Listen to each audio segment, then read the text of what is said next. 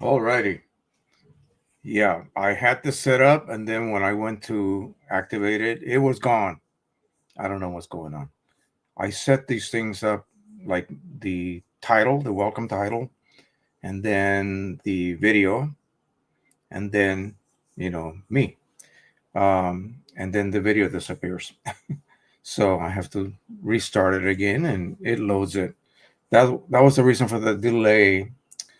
I missed the whole method, but it cost too much. Anyway, welcome everyone. I'm glad everyone was able to be here. We have 17, 19 all of a sudden.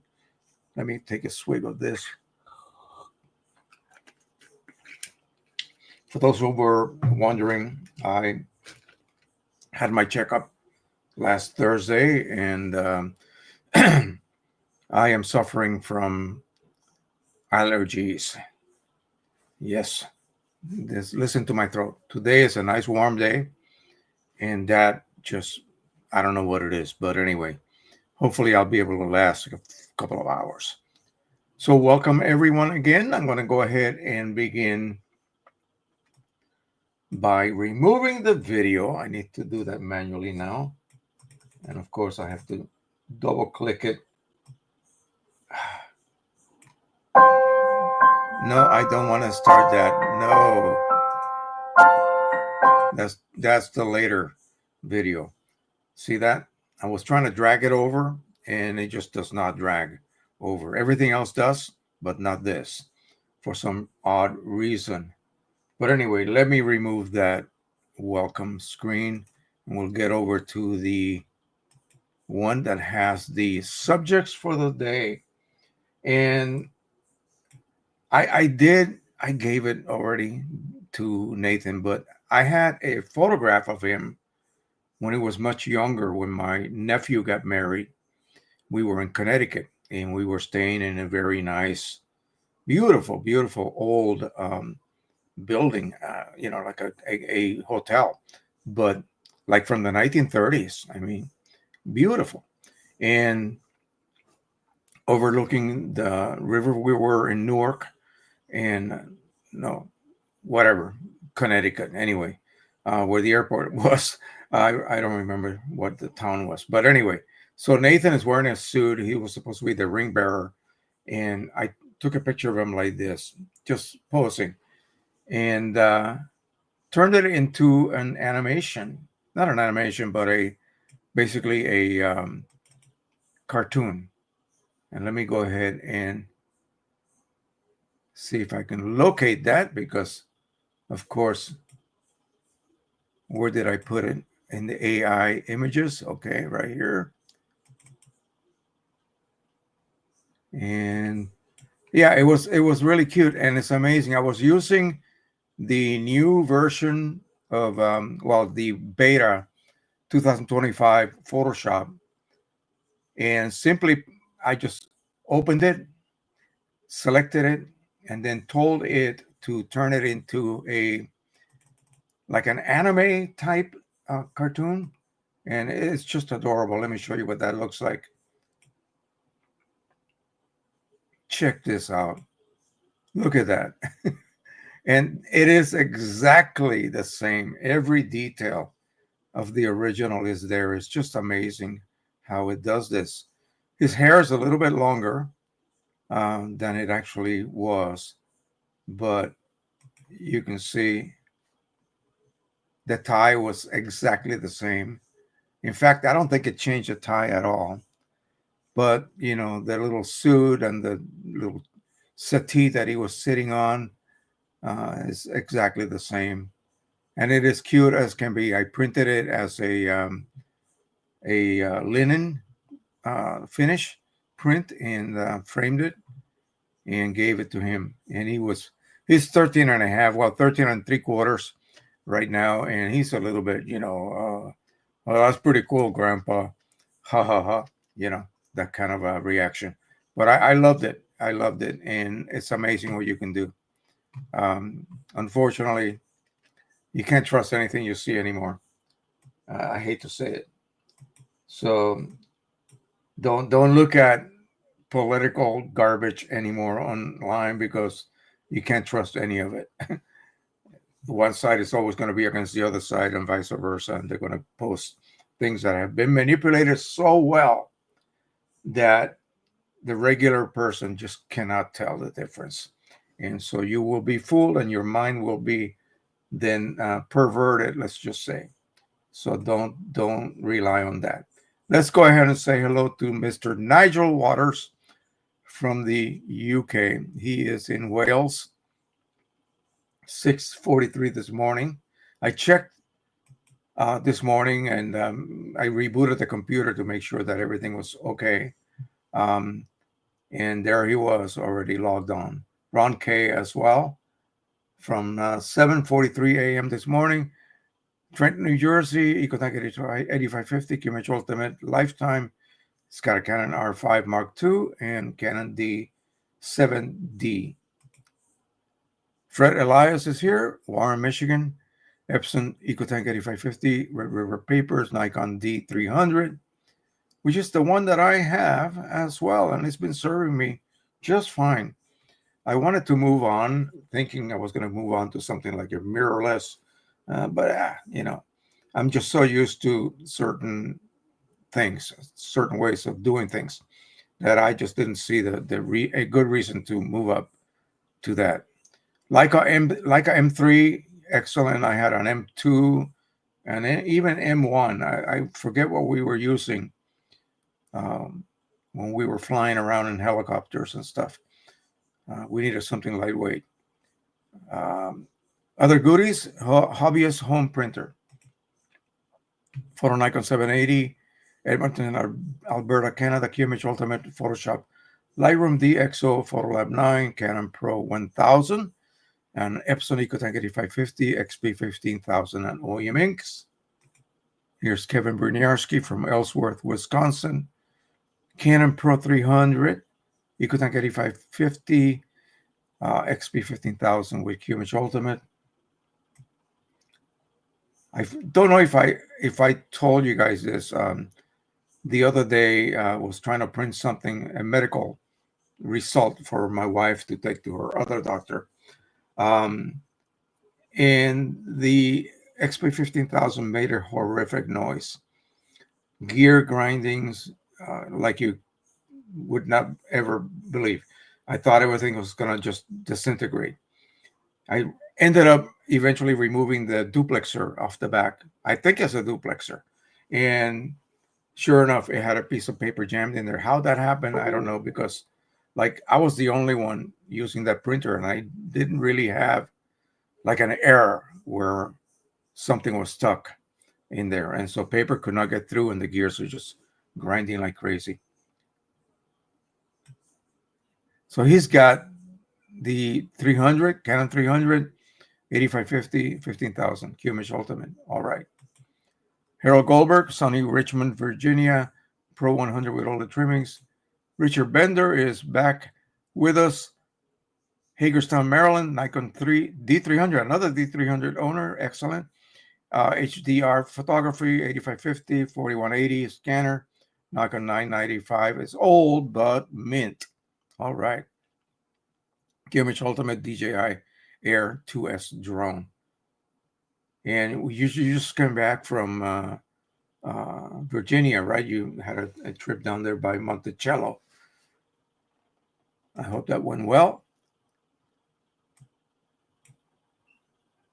Martin van Gogh from the Netherlands, the usual stuff. Henry Stoffel, balmy Medford, Massachusetts. What is it here today? It is 73 right now. It's supposed to go up to like almost 78 degrees. Wonderful day if you're outside, I suppose. He's got an Epson P800, OEM inks, and of course the new yesterday. Oh, I didn't know that. I better do that update with improved defocus sharpening and print count. So I better do that live because I'm going to be using Qimage. Let's go ahead and check that out. I'm going to open up another tab here and we'll jump over to Qimage website.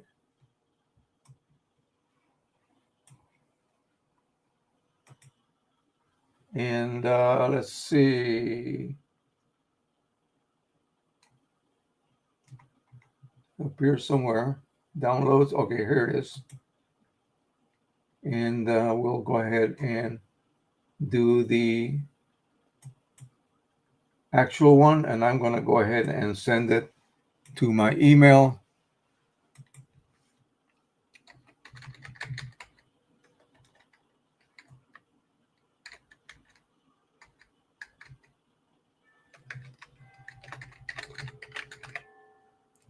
Let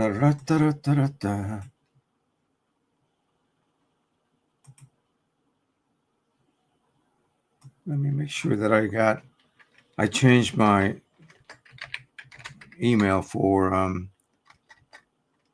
Qimage recently. Let me make sure that I type that in. Okay. And boom. Oh, dum-dum. I'm not going to tell you why that rejected it. Okay. Now we're good. Okie doke. So let's go ahead and open up my email.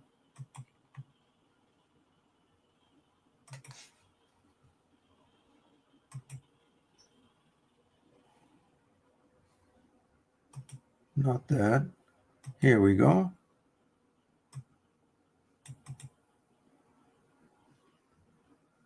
New tab and email. I need to get the password. That's why I'm doing that. So bear with me a second here.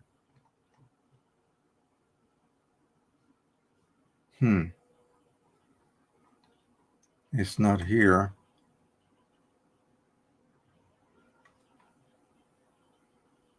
I do have some emails from Richard for some. Okay, well,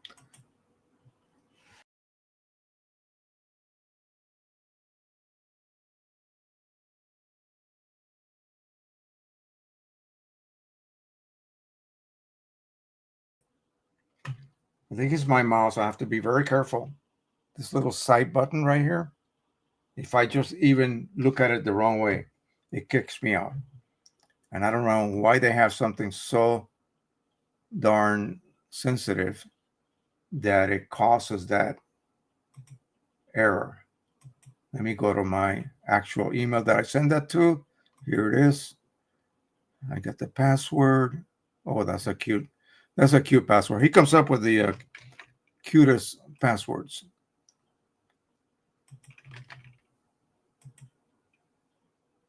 And it is downloading.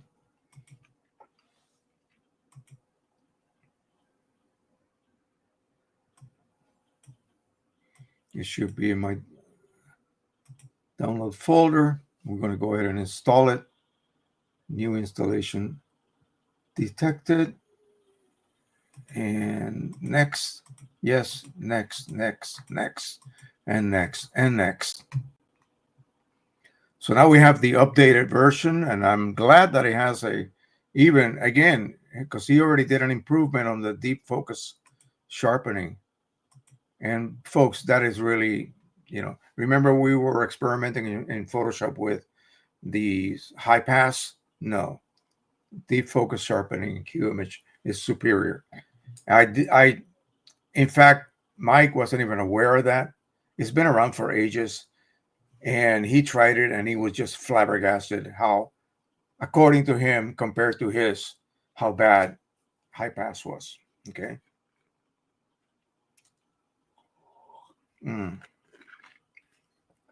Okay, so we got that taken care of. I should have checked before I got on here to see if there was any updates.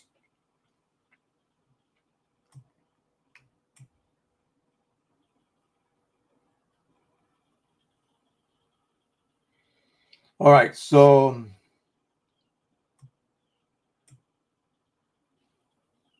I already showed you how to do that, or how I did that, the caricature, but I am going to attempt to do it again.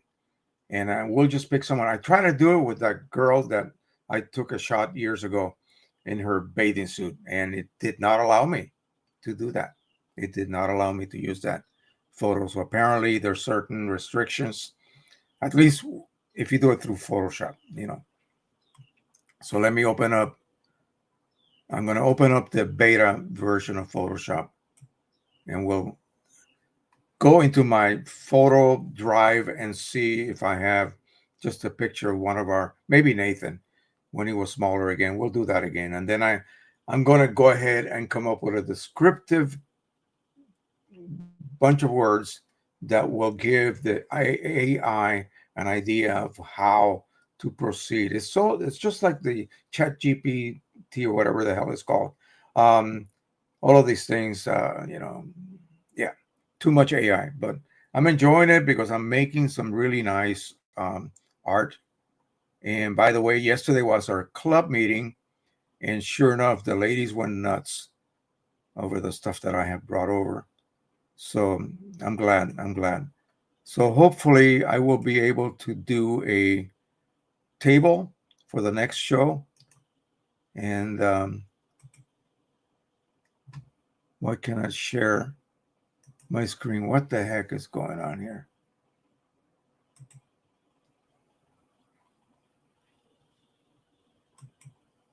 Okay, so the share screen is gone, and I'm clicking on it.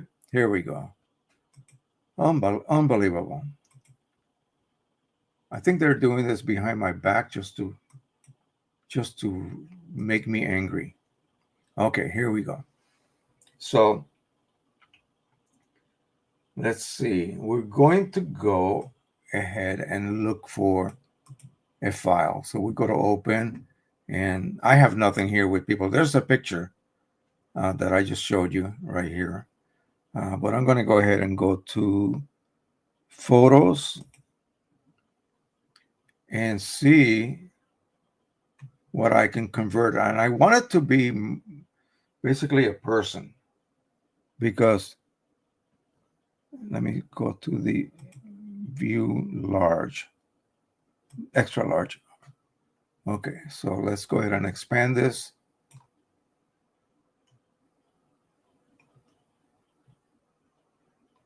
Here's a shot, some shots of a christening. So let's see. She's adorable. Right now, she's actually like 15, 16 years old. Amazing. Anyway, so the idea here is to just select that. So Control A. And now I'm just going to tell it to generate. And I got to come up with something. So create a cartoon version of this little girl. We'll see how accurate it does it. I don't want it to create a completely different new shape or anything like that. Using this image. I think that'll be enough. We'll see.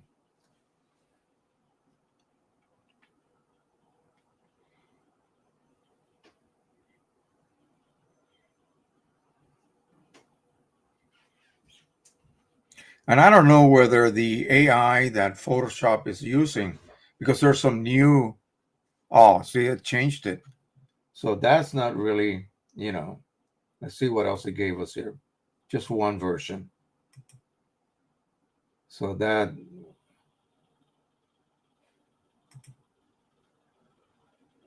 without, I'm gonna say without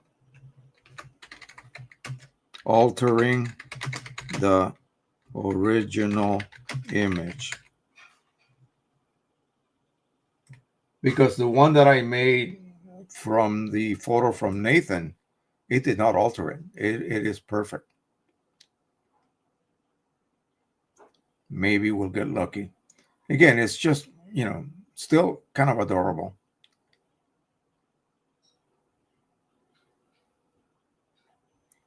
We'll see what we come up with. And simply, it's like really the same thing. So this is the previous one. And let's see. This was the original. It's close enough. It's kind of cute. So yeah, but it does not look like her. So yeah, you know, it's not going to be perfect every time. I sort of like the way that it handled the one for Nathan. Now, if I was going to really try to get artistic, I would attempt to do something like this. So this is AI generated completely. And I told it to create a foggy environment.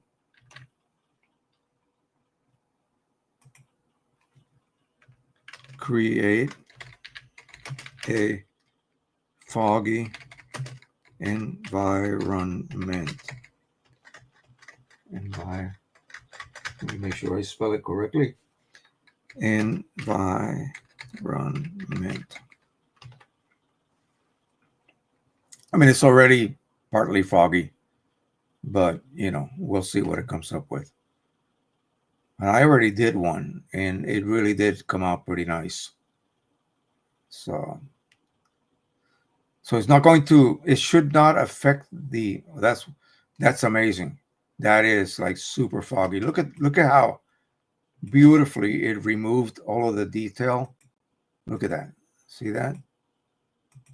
It did shift it somewhat. And you could take this and basically adjust it. Here. It's got quick adjustments that you can go through, or simply just go to image. Say we're just going to do a contrast adjustment. So I'm going to go ahead and move. Let me show you. Move this over here. and we just do this and that, and maybe adjust that somewhat. And I mean, it just basically created fog. If I show you this and I say I generated it and I didn't do any changes to it, from that to this, that's pretty good. Early morning sun and stormy sky, and that is pretty dreamy looking. So yeah, totally amazing. I am going crazy, and constantly on YouTube I'm seeing, you know, tons of videos on how to do this, how to do that, using this AI, that AI, and I'm going, good Lord, what have we become? Um, you can't count on anything anymore. So I'm very careful what I create, because, for example, this one here was a perfectly clear seascape that I generated. No, actually, no, this was for real. And I just told it to turn it into a sunset, mostly orange shades. And it gave me this.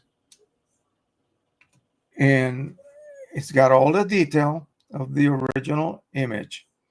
It just added that orange environment, like it's, the sky's on fire type look. And it's just totally amazing. The foreground here, it's a bunch of nearby bushes here. So somebody must have shot it from the top of a hill, looking at the bay down, wherever the heck this is. And this is a little boat right here. I'm sorry, a little boat. I hate that big photo printing techie blocking the way here, but I cannot remove that. So, oh boy, yeah, it is. It's going to be a one heck of an adventure, and for me, it's great because I can generate art. I got to be very careful what I generate. Um, I know my friend Richard Bender has been doing that as well. He's having a lot of fun. Yeah, if I use Nano Banana, see, I first have to generate. Let me show you what.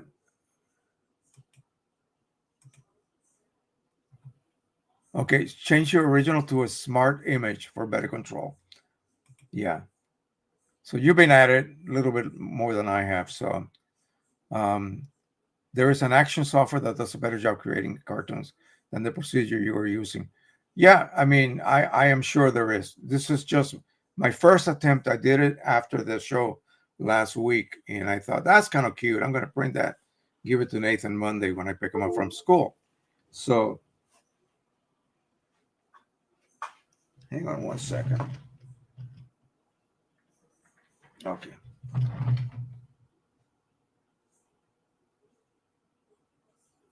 Okay. And then you said prior to the conversion, change the image to smart image, so for better control. And then use the Nano Banana setting for even better. Yeah, because it's got several settings now. But can I do that for that type of conversion? Because like for generating an image out blank, from just a blank document, I cannot use any of the new ones. I have to use the one in Photoshop. And then later, if I want to do, so far that's what I have seen. If I want to do an adjustment, then I can then choose. And let me show you what he means by that. So let me open up. Where did you go? Here we go. We'll open up Photoshop again, and I'll show you what he's talking about. Yeah, it's a lot of fun. So today we're going to be doing some of the, my friend asked me, could you make something with covered bridges? And I said, well, what season would you like me to, create them?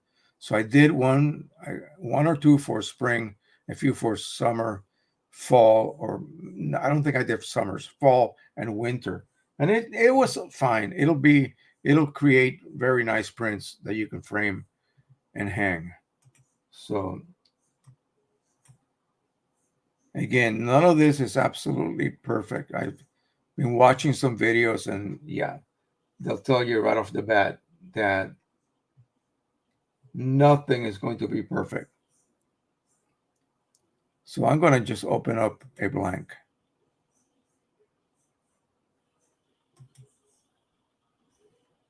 And it's going to do it on my other screen. We'll do a 9x12. Here we go.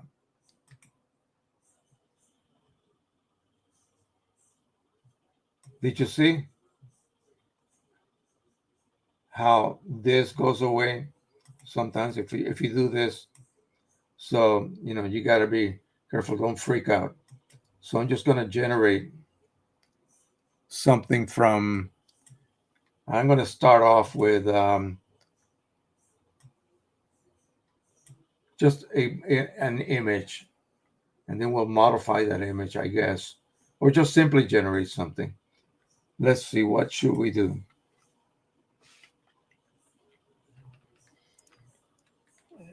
View, because I'm doing scenics only. View of a valley surrounded by hills in the fall. Simple. Okay. Hope I didn't misspell anything. And I'm just going to tell it to do a photographic rendering. So once I do that, then it seems like the other options are not available yet. So I have to do this first. Or maybe you know a secret that I don't know, Richard, but we'll take that. So that's pretty nice. So this is the other one, and this is the third one. So we'll just take one of these and click generate. Oh, no. And let's see, I'm going to click this one. I'm going to save it. And you said turn it into a smart object. Do you what do you do? Right click. There's this new thing here that provides you with all kinds of adjustment. Or do you do it here? Let me see. Convert to smart object. Okay, so now select the, no. So deselect. I'm going to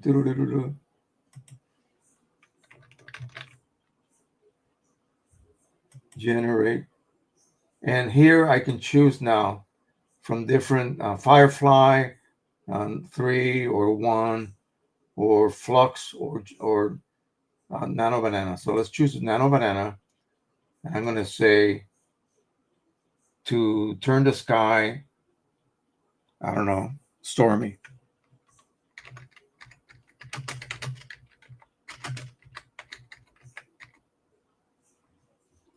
And then I'll do it with the other mode. So let me just copy that.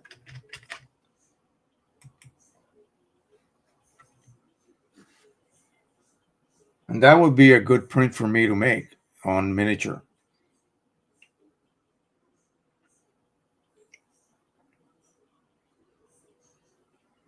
Okay, so that's a stormy sky.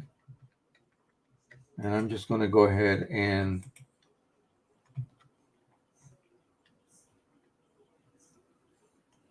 check it out. This is before, this is after. It's a little bit of a change in the bottom portion. In fact, there's heavy rain falling down there. So let's go ahead and I'm just going to remove. Let's just backtrack. I guess it's not going to let me backtrack all the way out. Oh, my screen is not showing. It's cropping my Photoshop. Hang on. I need to adjust the resolution. I need to make it smaller. There we go. So I'm going to remove those layers. And this time I'm just going to tell. So we used, so select, and now generative fill. And I'm going to paste in the same description. But this time I'm going to choose, well, that was Gemini. That was Nano Banana. So now I'm going to use Flux.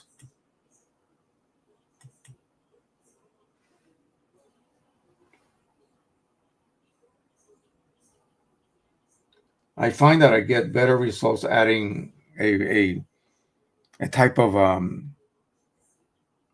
look by using Flux. And this is what, oh my goodness, that is nuts. That went way, way out of hand. No. So let's do this again. Whoop. Create a stormy sky. And then we'll go back to this.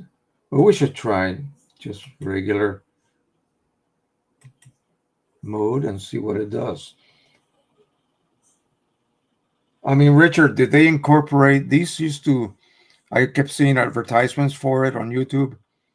And now they're incorporated. Oh my God, what the hell? What the hell is that supposed to be? Okay. That is not what we want, right? Yeah.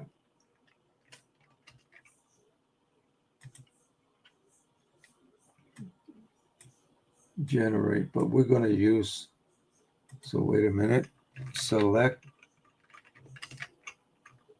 and generate. Where's my other? What happened to the, okay, here it is. It looks different to me on this other monitor. We're going to use, not Flux, we're going to use, that's what I'm looking for, the triangle, Gemini. So let's see what happens.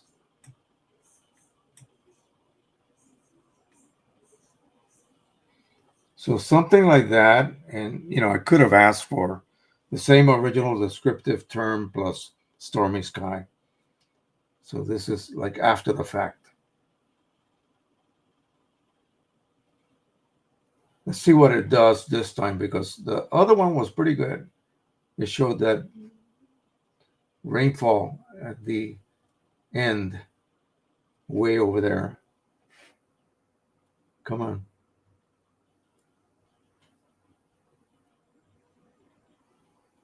What the hell? I mean, that's interesting. What in the world? Oh, that, gee, look at before and after. Where did it get that idea from? Okay, enough of that. Wow. That's really gone bonkers. We're going to give you one more chance. Let's see. Create a stormy sky.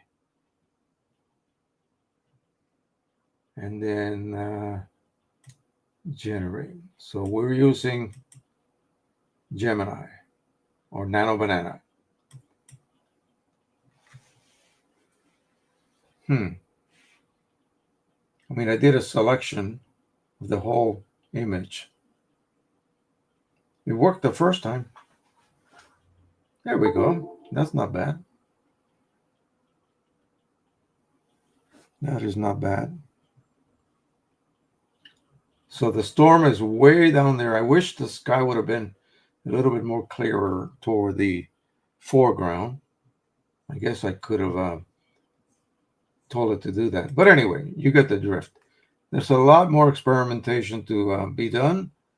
Just be aware that you normally would be charged. Okay, there's a fee for each one of these conversions. I'm a subscriber, so I have a certain number of daily, what do they call it, credits that I can use. So I have more credits than I can count. So it allows me to play around as much as I would want to do, and not have to worry about any fees or extra expenses. It's all basically covered under your monthly expense for the subscription.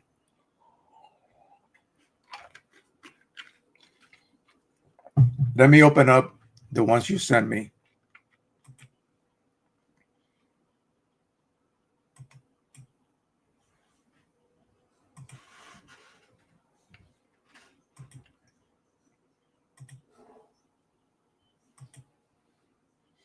I got to be careful to always create a new tab. Otherwise, it'll kick me out of the show, and that would really suck. So go to download. We have download link, one file, 61 megabytes. Download it.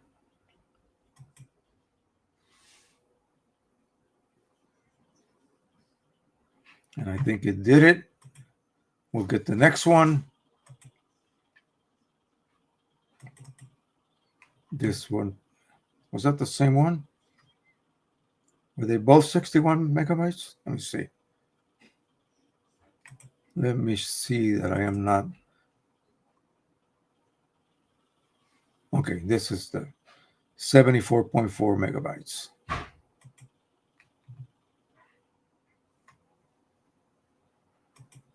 And download it.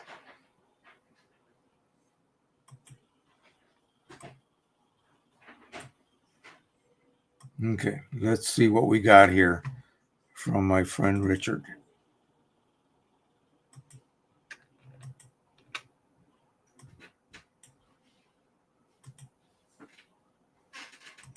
The first one, sundial.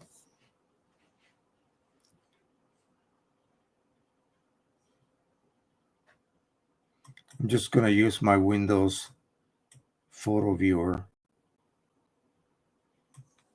So this is obviously a painted version.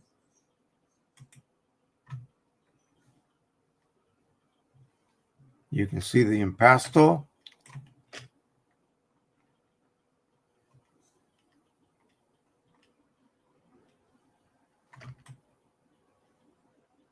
I love the sky, very, what is the Van Gogh look-alike. Okay, and can we do the other one here? Yeah, here we go. We're looking at the detail. So when you generate this, there's a certain limit to the resolution that you get. So you can make a huge file, but it's not going to be like right here. You see there's a little bit of a, what is that, a shadow or something? Do you get this at your end, Richard? Because this is what, and I went to the high,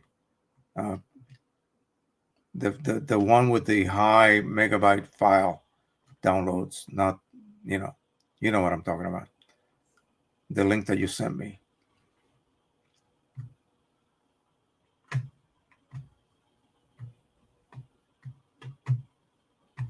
Yeah, I find that I'm limited. I always choose create a document. Say if I'm going to do an 8 by, like a 9 by 12, I create one at 300 ppi and then I generate it. Gives me enough resolution that it looks okay when you print it. So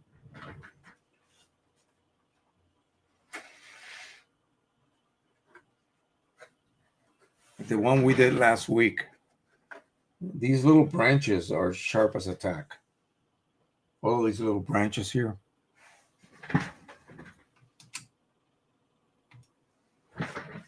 They're very, very detailed. This was a hit. They love it. I ended up making the small versions for the sale next year. The price for the table has gone up to $200 for a table, a 8 foot by, I believe, 3 feet table. So I'll have plenty of room. This is all little stuff, so I should be able to take tons of it and hopefully make enough to regain the cost of the table. I did not title this yet. I will. Somebody told me eternity, something, look into eternity, I believe it was. But someone says, well, wait a minute, that could be what it's like to go to heaven. And I went, okay, that sounds good too. So, and these folks right there, it's like they just all of a sudden found themselves there. And they probably asked, is this paradise? Could be. Yeah. So I might go ahead and name it something similar to that. Anyway.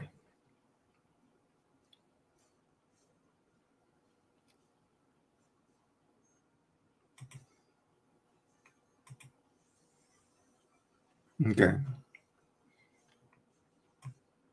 Yeah, but I'm hearing from people that Flux is better at altering. Once you have an image, it's supposed to be better at altering. It does a more accurate. Like, for example, I saw a picture of a couple standing, like maybe at a train station. So they had tracks on either side. They're in the middle, and they were not looking at the camera. So he selected with a selection brush and told it to make the couple stare at the camera up front, and it changed them. It moved them. It created a completely new version. That was the Nano Banana, as well as the regular what is the one that Photoshop uses? I forget. There's version 1 and version 3. And then he did the other one, and it literally moved their heads only. And so, again, and it was probably just one chance out of a million. That particular time he did that, it worked. So, and he just said very, very bluntly that, you'd never know what you're going to get. So it's a matter of experimenting and spend a lot of credits playing around. Yeah. So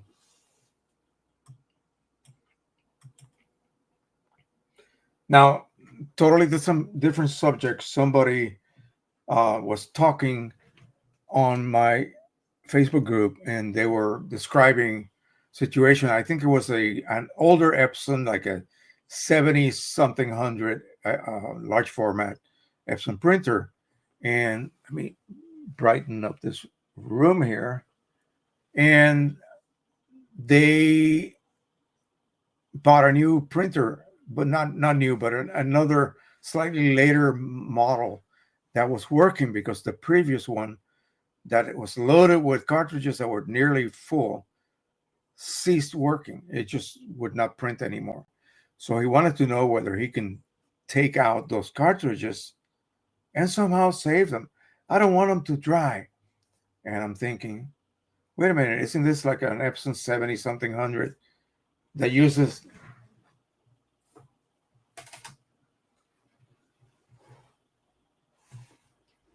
stuff like this? So I think the person just doesn't realize, or did not realize, how the ink is actually kept inside these cartridges. Something like this simply is just a container. Something like this is different. Okay. So there's a bag inside. There's a bag inside these as well. And that bag, I'm sure this is nothing new to most of you here. But you see the port in the front? So that is your inlet port. So that is what allows ink to flow from that pressurized bag, because the bag is sealed up. The bag internally and this component right here is all one part. Sure, I can dismantle this, but even if I prop open the cartridge, okay, I can get to the bag. There is a Mylar coating covering this portion, this side, right on top. If I take this off, you're going to see Mylar, and that creates a room, basically a space that is sealed. That space is pressurized. I don't know if you can see it. I think that'll block it. So right here, there's a little tiny spigot, and that connects, when you insert this in your printer, that connects with a pressurizing vent, which allows air to get in. It makes that space around the bag positive pressure, whatever that is, I have no clue. And it creates pressure against the bag. That's what allows ink to travel through those ink lines and into the compartments called dampers inside the print heads. So these print heads are a little bit different. They're not like print heads, say, on a 1400 like I'm using for sublimation. No, they have internal little dampers, internal little cartridges. The same thing with most printers that have a non-moving cartridge. In other words, the cartridge does not move. With the print head, like this. This is a print head for Canon Pro-10, and you put the cartridges on it, and this moves along with the cartridges as it is printing. Well, that doesn't need any print head dampers. The cartridges are right on the print head.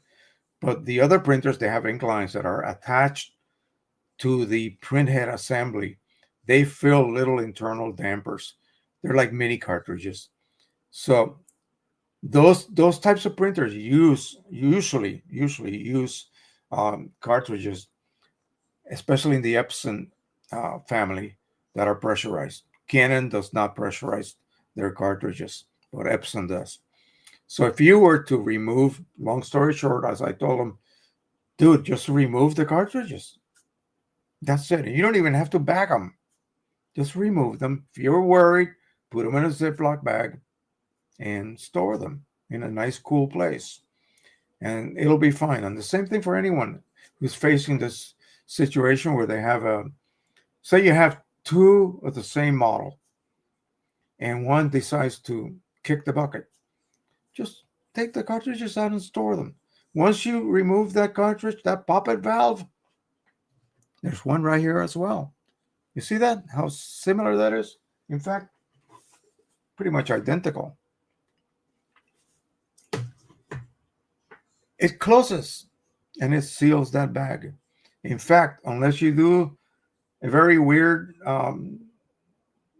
modification that I no longer do, these cartridges do not allow air to get in or anything to get in.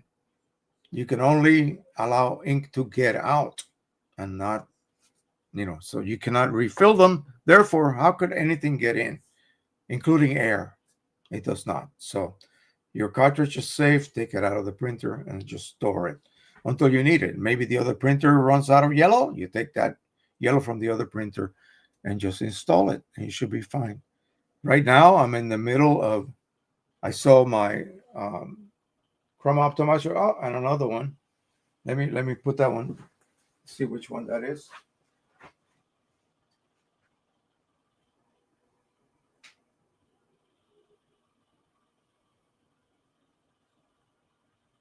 Okay. Chrome Optimizer needs to be topped off. That means I need 60 ml of Chrome Optimizer. My chip is disabled. My sensor says, hey, I'm flashing white at you. Go ahead and fill me, please. Once I do that, the light will switch off and I'm good to go. But here's the thing. So I got this other Chrome Optimizer cartridge, which is full. It's got Chrome Optimizer in it. However, this chip is not disabled. And I'm thinking, should I just remove the cap, remove the chip, and swap it with the other one? And then use this. This is already filled. and I can start from 80 ml, you see. So should I do that, or should I just insert this and then go through the process of disabling this chip? That way I will have two Chrome Optimizer, which is probably the liquid, because it's not ink, that is used the most at the highest rate. I am borderline as to what to do. I could go ahead and just swap the chip and be done with it, or just insert that one, attach the sensor to it, and just let it go until it decides to throw the 1753 error at me, and that chip will then be disabled. I should do that, because that way I'll end up with two Chrome Optimizer chips that are disabled for my printer. That way I don't have to, I just have one already filled, and I just change it and just remove the sensor, attach it to the one that is full. That, I think I will do that. I think that's what I will attempt to do. And I don't know how long it's going to take for the chip to say, hey, it's about time. I'm going to throw an error at you, because every time I think I'm empty, I still have ink in my tank. You see, that's how it determines the error, whether to throw the error at you. And then you press the pause button, the second button from the power button. Power button, you press the second one, hold it 5 seconds, you'll see the words processing flashing across the screen. And then once that stops, it is now disabled. So I think I'll do that. I think I will do that right after this. So good. Pete Grobel says, but can you explain when you would use perceptual color rendering? Well, when you don't care about anything being shifted, like in gamut colors that are in gamut that are going to be printed perfectly well.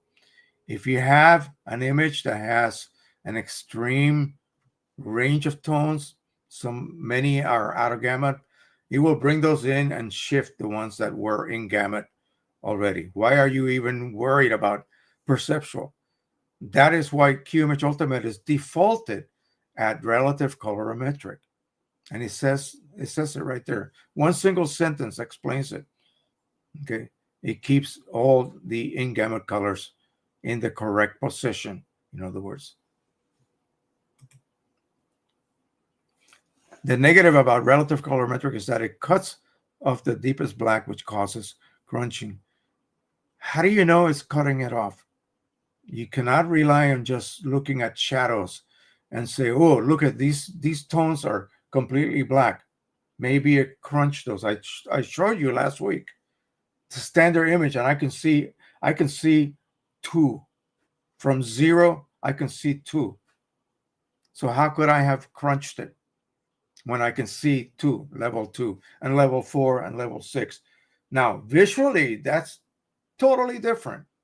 Okay, you could be crunching the first 6 tones, 2, 4, 6, 8, 10 maybe, and visually, yeah, it looks like deeper, stronger shadows. If that is what you want, by all means, use, perceptual. It's up to you. You could use both of them. I did an image, okay, where I used both. No difference. You know why? Because all my colors were in gamut in the image to begin with. So neither one had any effect. Neither one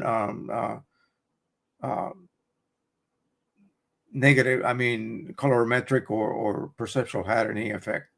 So rendering intents did not affect it because nothing was out of gamut. If you have images that have colors out of gamut, you should fix those. And that's just me. This is what I was told and smacked on the head by someone a lot smarter than me. So I just sit back, listen to this person, and realize, yeah, you know what you're talking about. I better do the same. So, if you don't have to use it, don't use it. If you want to use it, by all means, use it. If it pleases the way, what you would like your images to look like, absolutely. There are no like super hard, you must do this. No. They're just recommendations, and you just do whatever you wish, whatever produces the results that you are pleased with. And again, it's the same thing with me experimenting like crazy with the 8550 and that secret dual black usage by using Velvet Fine Art paper mode. You have to first use that mode, choose that paper, and then if you have a custom profile for that paper, use it. I do. Or just use the Velvet Fine Art paper mode profile and see what it does. You don't like it? Then go back to your normal, pick the correct paper and that profile.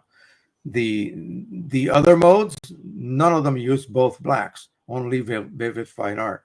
And for the stuff that we are using, which is just regular art paper, basically meant for painting, for acrylic, for watercolor, for pencil drawing, all of these different modes of art creation, this is the better way. This is the way that you extract the most, I could say, pop out of those papers, which they don't have pop otherwise. Okay, they will look very dull. So again, it's just up to you, Pete. Do whatever pleases you and experiment, and just each image is going to act different. You can do like a test to see what the effects are. What is that called? You know what I'm talking about, where you do one with relative and then do one with perceptual and see how it affects the look. So doesn't each color rendering a positive or negative? Yeah. No color rendering is best. Yeah.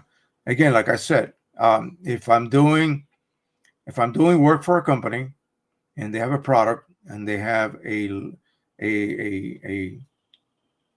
label with some icon or whatever, and it's a specific color, I better not shift that color.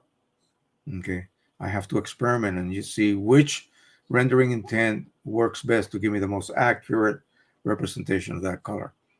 It can affect others, but it better not affect that yellow for Kodak. Remember the old yellow in the Kodak emblem or whatever? So each photo is different. Do you agree? Please explain. Thank you. Each photo is different, definitely. If you're shooting a landscape, like the stuff I'm creating, you can't go there and see if it's accurate. No, it doesn't exist. But even in a landscape that does exist, how are you going to go back to the Amazonian jungle and climb up some hill and recreate that shot? You don't know that. So you just play around. When it comes to those types of images where, you want everything brought in and you can adjust here and there, sure. Just play around with perceptual. Perceptual will bring everything in for you. Black point compensation is what really controls the blocking of the last several steps on that ramp. I don't know if I have those standard images that I was talking about.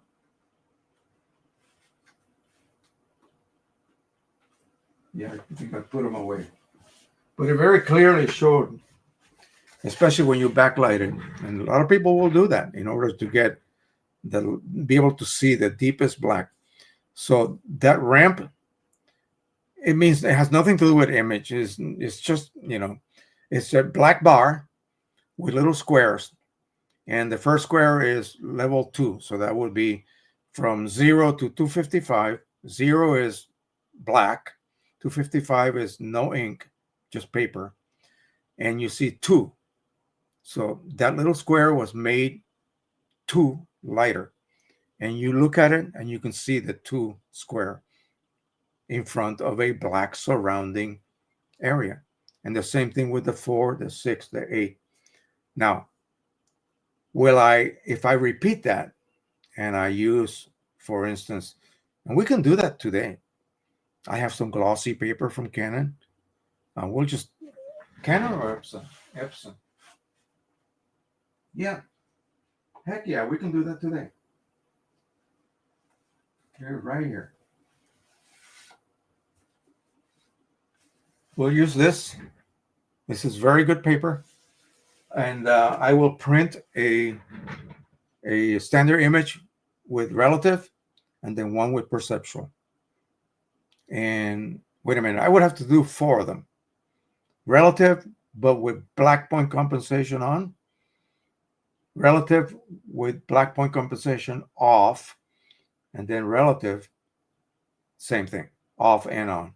So let's, yeah, that'll answer the question. And then the standard image is it. That is your control. I don't care what other images you're using.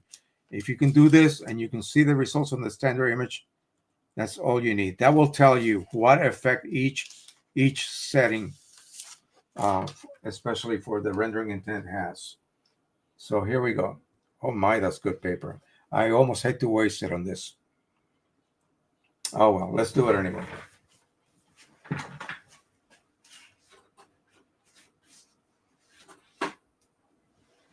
So for that, we would have to open up Qimage. Okay, according to the master printer Boyer, you should always use it. But before printing, use a soft proof to examine the results of both. You see any differences. Yeah, that's what I was trying to say. Sorry, I'm just confused. I shouldn't have watched Keith Cooper. He was saying relative shifts, blacks and grays. I'm confused. Sometimes Keith Cooper confuses me too. Don't worry. We're going to go ahead and do it. Let's just do it. And even though doing an examination of the results under these conditions is not really the best, we'll do the best we can. We'll go ahead and attempt to do this. Let me locate my standard image.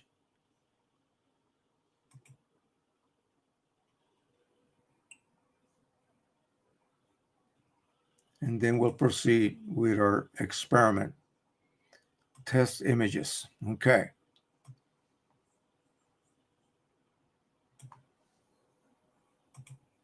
Let's go ahead and choose the 8550 right there.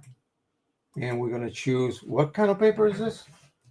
This was pretty fancy. Ultra Premium Photo Paper Glossy. There it is right there.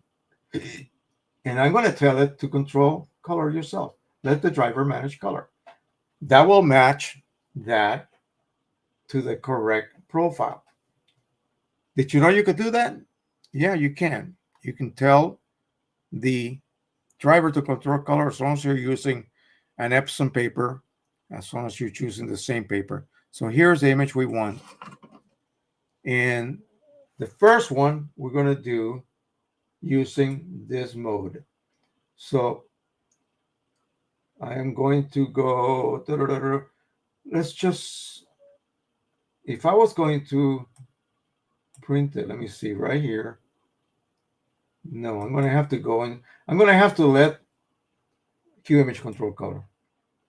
And I'm just going to suggest profile. Because here I can go ahead and, did you see that? Wait a second. Here I can go ahead and choose relative and black point. So the first one is going to be what everybody recommends, relative and black point compensation. So, and then I'm going to choose the profile. So EPSON Ultra Premium Photo Paper Glossy, that's right there. Open and okay. So we got to mark these. So we're going to have to identify these. And we're ready to print. Double check, 8550, Ultra Premium Photo Paper Glossy, and then the profile. There we go. And then we have relative, and we have black point compensation. In fact, I'm gonna mark the paper now. I don't trust myself.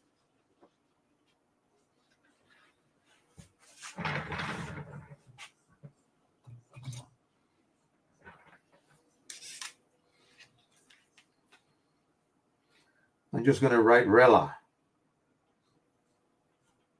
and B black point comp. And then we know that we're using the correct profile. So this is ready to go.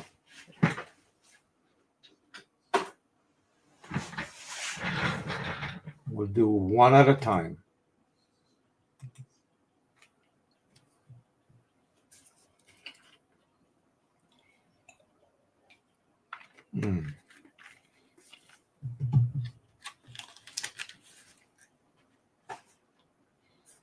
While that is printing, let me go back.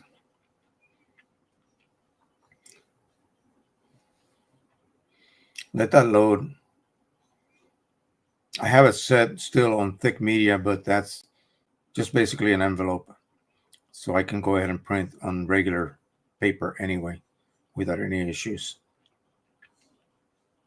All right, so while that is printing, I'm going to go ahead and attach this.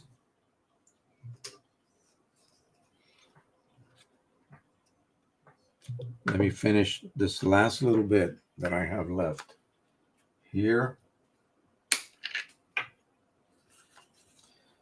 The other night, I came down and I saw one of my photos had fallen off the wall. And I thought, wait a minute, I thought I solved that issue. And then I come to realize it was one of the early ones that I was using the double sticky tape method. And that is not really good for this. So I'm going to attach this.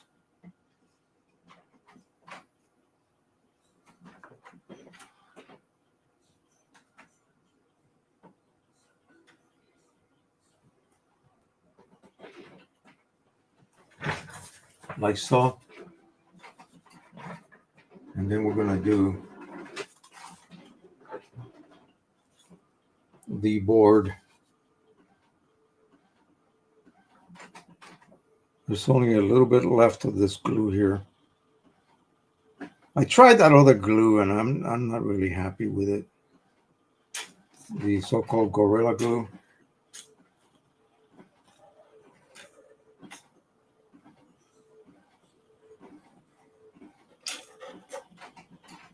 Is down to the last few squirts. And I can go ahead and use some of the from the new bottle. All right, that's about it. So we'll get the new bottle here. It's going to take a while to print.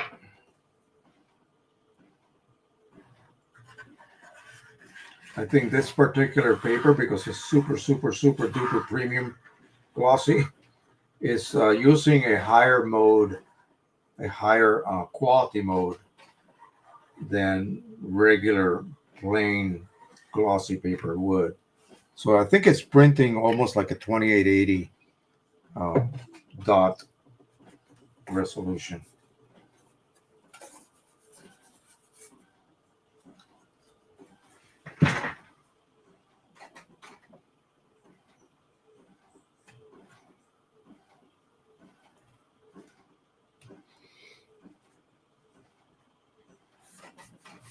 I also turned on the press just in case we decide to do any sublimation.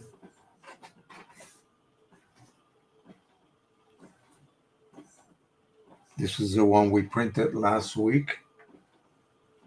Make sure that it is. So far, I haven't had any failures with the using crazy glue, the gel type crazy glue.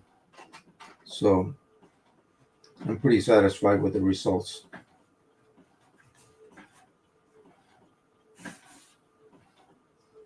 Okay. There you go. So this will go up on the wall next, as well as this one here. Let me put this in a safe location.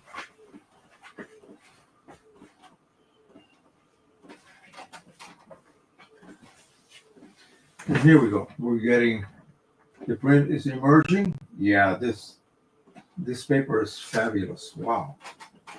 If you like glossy.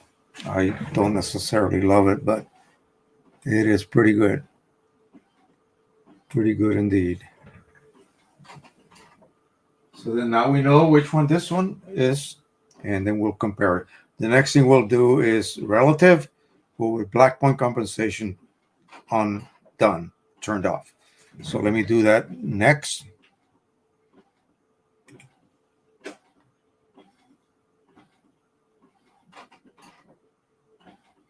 So I think we can just simply go to here.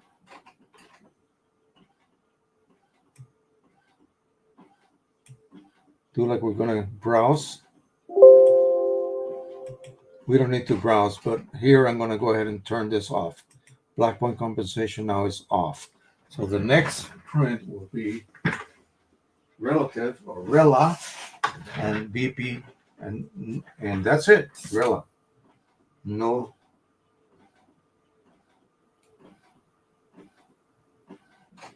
black point compensation.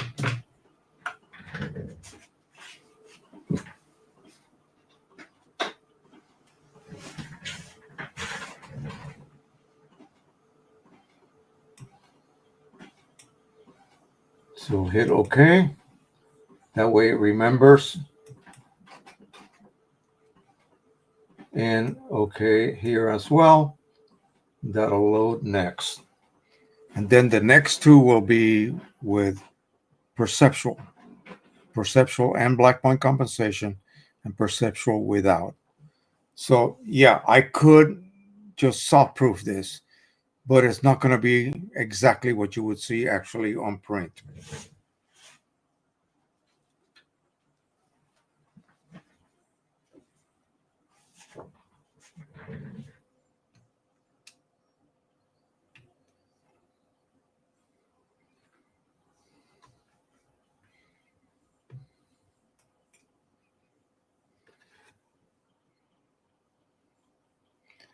So it's a very good result. And I am going to look at this by backlighting. I'm going to look at this one here. You see where it says, I don't know if you can see, it says 2468, right? So I'm going to backlight that. I can see 4. I can see 4 and barely 2. So this is going to be same relative colorimetric, but no black point compensation. So we'll see if it blocks any of those. And then later, what we need to do, this is critical. So this image,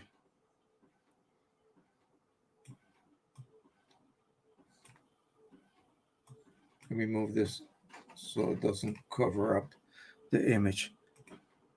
These colors right here, in other words, these right here are completely out of gamut, completely. If I do a gamut check, they just block up. They become gray. So this is basically more critical than looking at whether it's crunching a couple of steps in your black to white ramp. Okay. We will see the difference here between relative and perceptual. This will be seen between black point compensation on and off. Okay. So that's why we're doing both.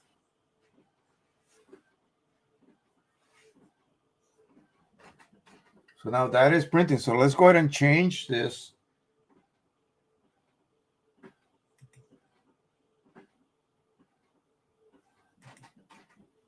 We're going to change this to perceptual. Oops. We're not changing the ICC profile. Change this to perceptual and black point compensation. I'll leave that like that. So this is going to be PER.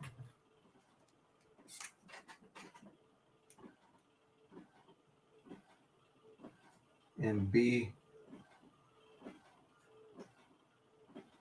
P C.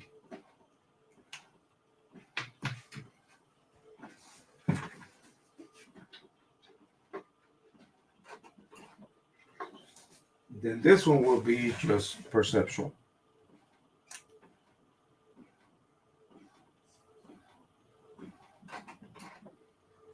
And no black point compensation.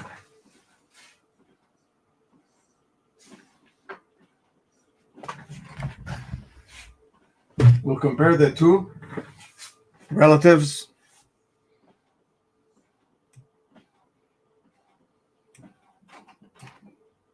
And see what we get. So the next one I'm going to send is perceptual with black point compensation.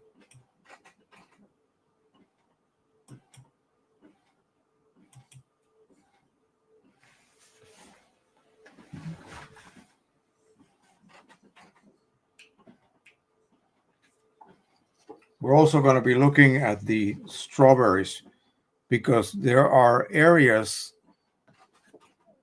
here. See, on my screen, it looks kind of orange, but that's just the camera. Here, it looks red. It is a beautiful red color. Some of these areas here are out of gamut, by the way. So are all of these here. Most of them are. So we will see what kind of rendition we get with relative versus perceptual. Because remember, you're dealing with out of gamut colors. So we'll see how perceptual handles them, okay, compared to relative colorimetric, which is this one here. I'm going to rewrite just to make it a little more clear. Relative.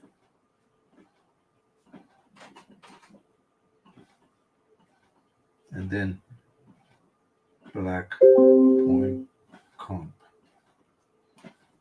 So this is a little bit more legible. Relative colorimetric, black point compensation.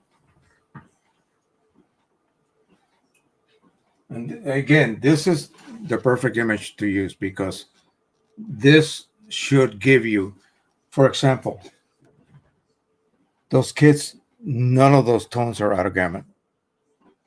Okay. Some of these areas are on purpose. So, and this particular two shots right here, also, you want to see the difference between those. So we should be able to see a difference. Oh, here we go. So this is without black point compensation. So rela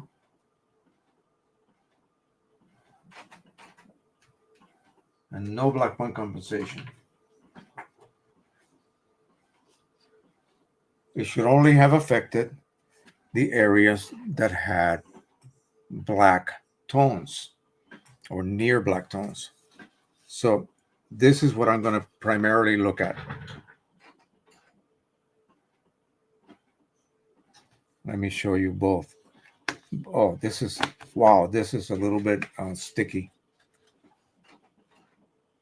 That means that paper takes a pretty large amount of density. So black point compensation on the bottom and no black point compensation on the top. So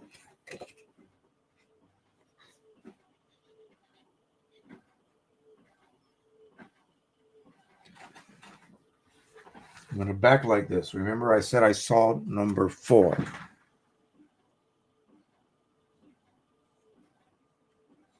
And I see number 4, but then number 6 just jumps up. Just becomes like super visible. That means without black point compensation, I scrunched up the last 4 tones. Over here, yeah, it's a very gradual increase. So it's almost invisible.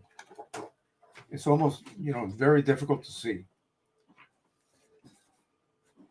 What I'm trying to say is that without, so this I could see, barely see 2. It's almost black. And then it makes a big jump to 4. 4 is brighter than this one, than this 4. So, or was it the other way around? I think 6. Yeah, 6. So 2 and 4 basically are almost black. In the no black point compensation, 2 and 4 are basically gone. They are blended into the background, which is black. And then with BPC, I could see 2 and I can see 4 and I can see 6 and I can see, yeah, very gradual separation of tones. Does that really matter? Take a look at this. Quickly tell me which is which. You can't tell. If you're gonna split hairs and you know, check ever so closely and measure, that's not what we normally do with images. See this here? If there was really any big giant difference, you would see it there.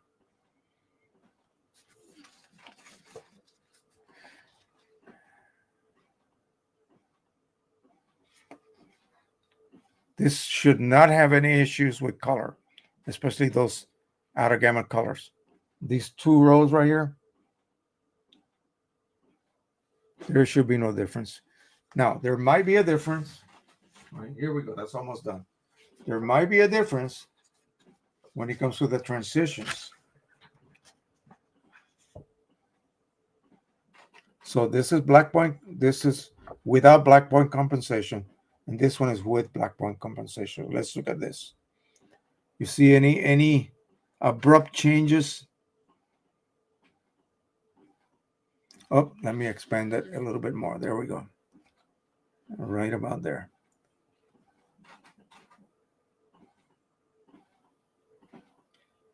And really not that much. There is really not that much difference. Again, you would expect more of a difference. Black point compensation claims that, you know, they will not block the last 2 or 3. Well, in fact, it did not. Again, like I said, number 2, number 4, and then number 6. When you backlight it, pops up. The first 0, 2, and 4 are black. Does that really matter when it comes to your normal photographs? Probably doesn't. Okay, I try to edit my photos so that they never have a pure black. So I just basically kill the reason for having black point compensation. One thing that it does do, it changes the angle of that S curve so that it's a little bit more inclined to be more of a more acute angle. So you have more separation. This is density. This is the steps. So if you were like this, there's no change in density. So all of these 4 or 6 are going to be black. Okay, so then now we're going to do, this is a crucial test. This is perceptual with black point compensation. And I'm going to now send the last one.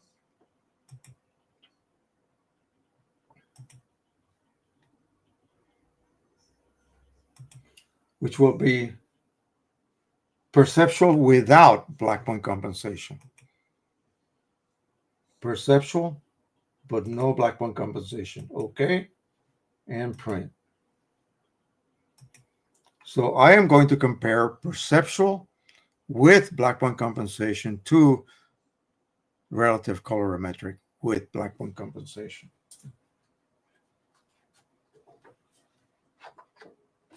And here they are.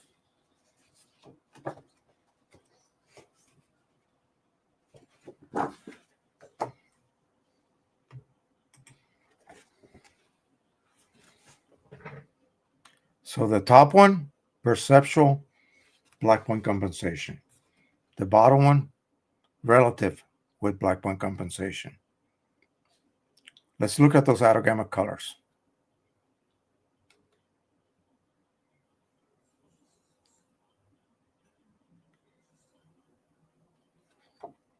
See this purple right here? It's a little bit different than the upper purple. See that? This is with relative black point compensation. So that purple is more like the purple on the screen. Whereas the other one it was reduced in saturation because it couldn't handle it. The same thing happened with this red and this red, which looks orange on your screen, but believe me, it's red. Okay, so again, it's not like, oh my God, the difference is huge. No, it's very, very different, small differences. Gosh, I can't keep this straight. Here we go. So let's look at this is with both. This is relative and black point compensation. This is perceptual with black point compensation. Let's look at the strawberries.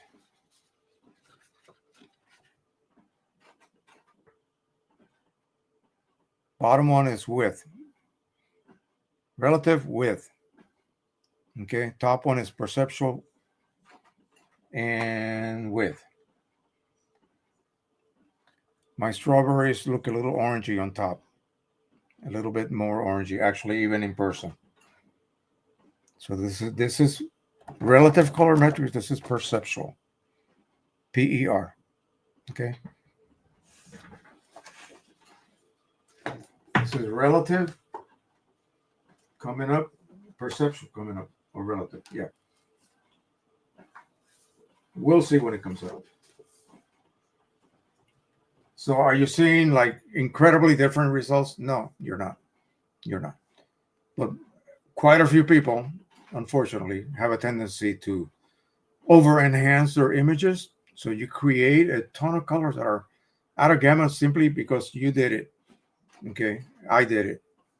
We love to see our bright images, lots of saturation, lots of pop. Oh, it's too subtle. Let's increase the saturation. I do that all the time with the images that I create. And so, you have to be aware of that you may be creating colors that are now out of gamut. And so they're going to be compressed. They have to be compressed.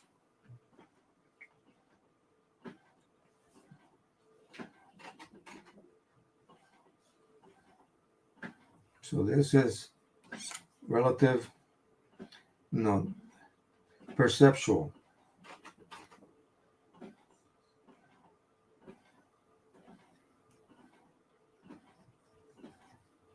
With black point comp. And then this one is relative with just relative. No black point compensation. So now we're going to look at both of those.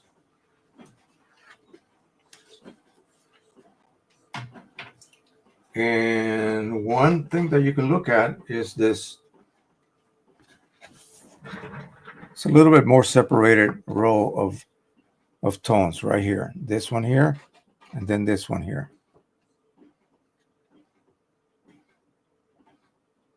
I can see, look at, it's visible. I can see this. And when you look down, it's a little bit darker. You see that? So it does have a tendency to block. If you don't have black point compensation, it doesn't open up those the deepest, 2, 4, 6, 8, those. So, but again, I cannot lay these out on a table and you will immediately see that, oh no, you have to really use a loop and check very closely, because the differences are very mild. Okay. And that's the honest truth. There's not going to be like a day or night difference where you go, whoa, I'm never going to use that mode again. No, it doesn't matter. So like I said to Pete, just use whatever mode pleases you. If your results, as you look at them under your particular viewing conditions, are better, or you think they're better, stick to that. Yeah. Worry more about color rendition than losing a couple of black steps that you can only see when you backlight. It doesn't make sense.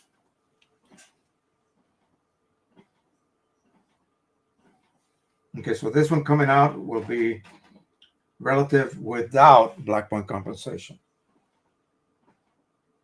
And I want to check that with the perceptual without black point compensation. So this is relative, just relative. Rilla. This is Rilla with black point compensation. It shouldn't have any kind of change in color. It should only affect the ramp.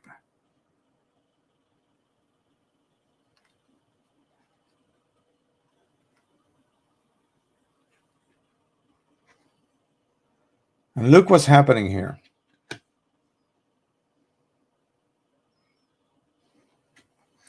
This is really, I hope I didn't make a mistake. This is the one I just did. Let me make sure that it is relative. Right, so this is without black point compensation.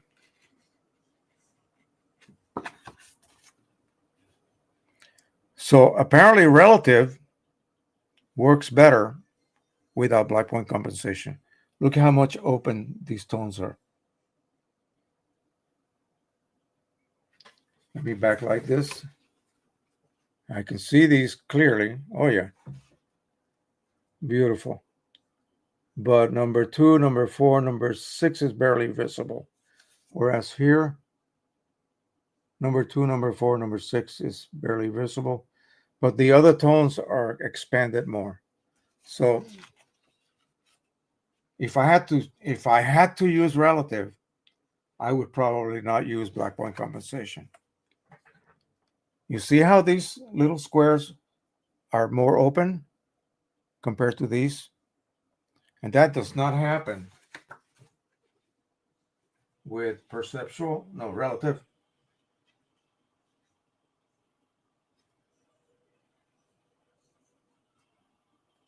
No, I'm wrong. Wrong.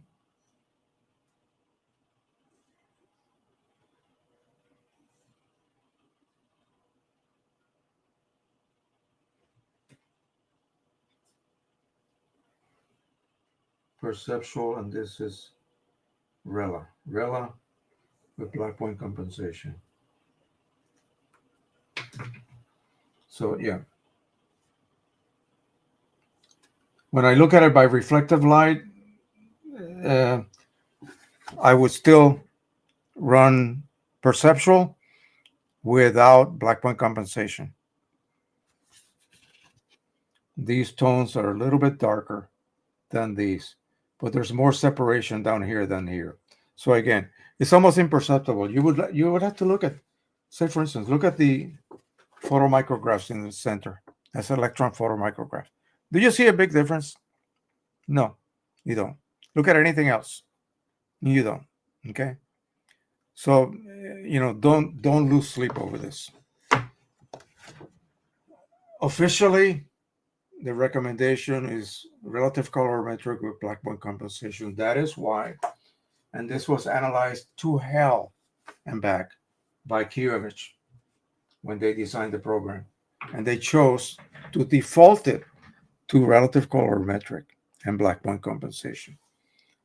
However, if you prefer the look of another mode, and I did, like I said, I did 2 images.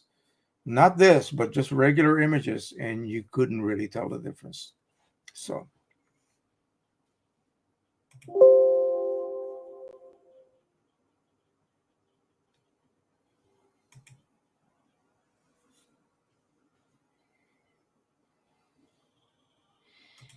yeah, you can use soft proofing inside Photoshop. It's a pretty good one. I don't necessarily like the soft proofing in Qimage. I prefer the one in Photoshop because it allows you to do changes on the fly and see what the results are. I wouldn't want to do it on a live stream because it loses the actual nuance because of, video.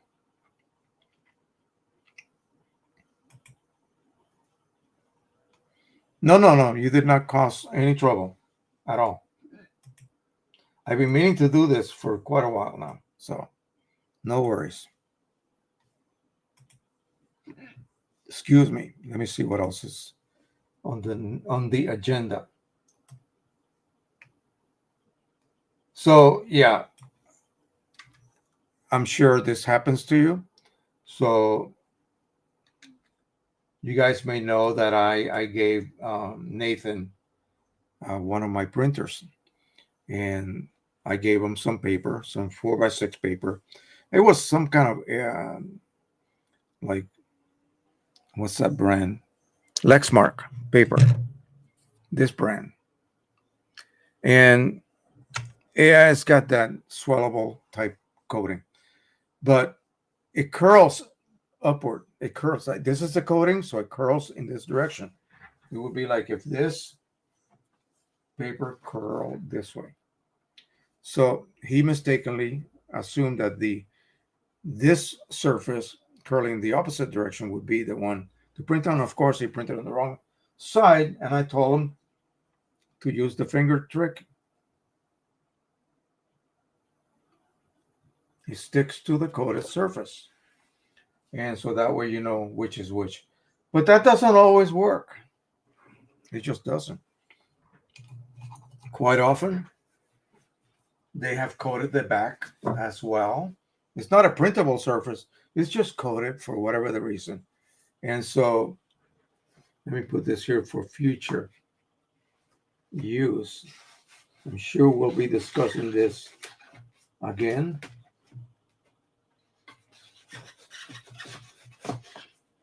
That way I know where I put them, hopefully.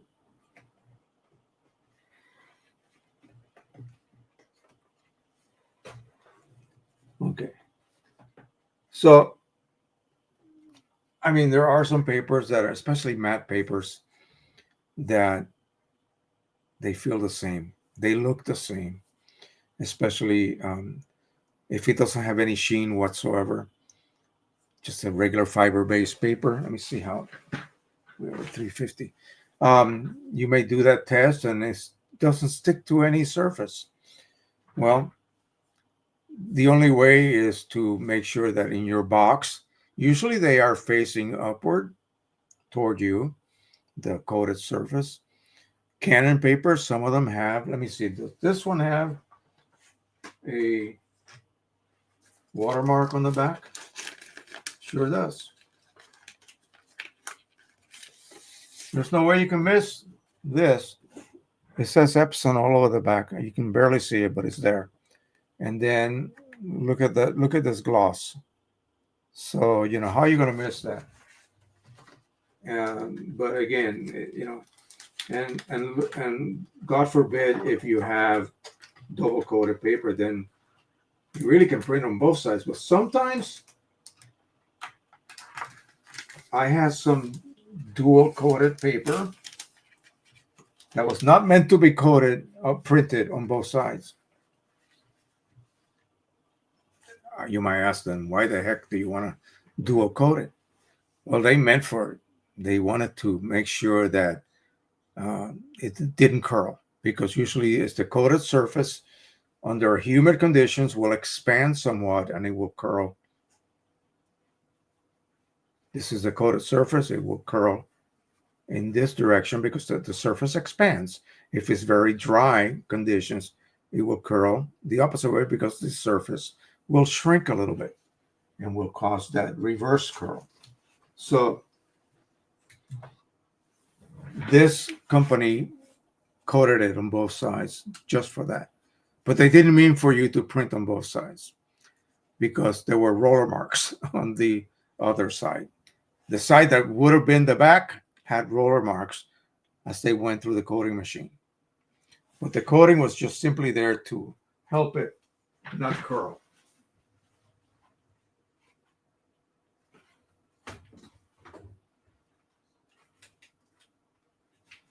Depending on what you were printing, you could conceivably get away with printing on both sides.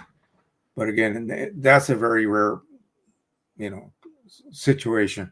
Now I've done some, I think I did a demo showing a dual-sided paper. I think it was from Staples or something like that. And I printed some wedding pictures that would become an album. So I printed them borderless.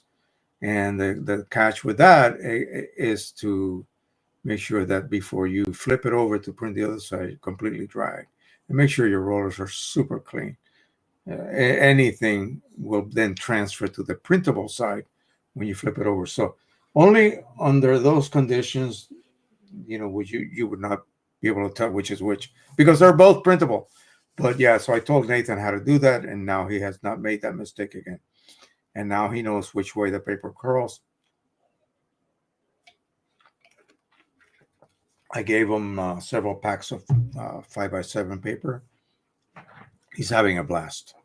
He's got the app from his phone. He's just printing directly from his phone all the pictures that he takes of his gang and all his friends. And this new girl he's in love with. So what can I say?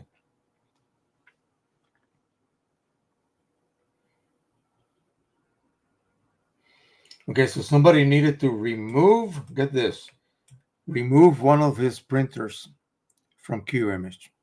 And I thought, what are you talking about?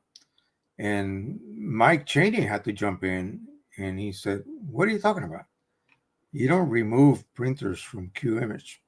You remove printers from your computer. So in order to do that, you would basically, on Windows, which is, what I use, you would go into devices and printers.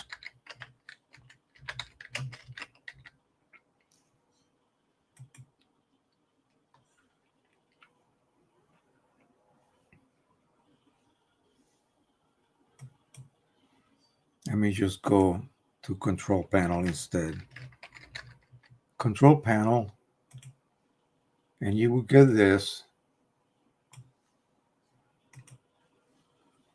And you look for devices and printers right there. And say you want to remove the 1400.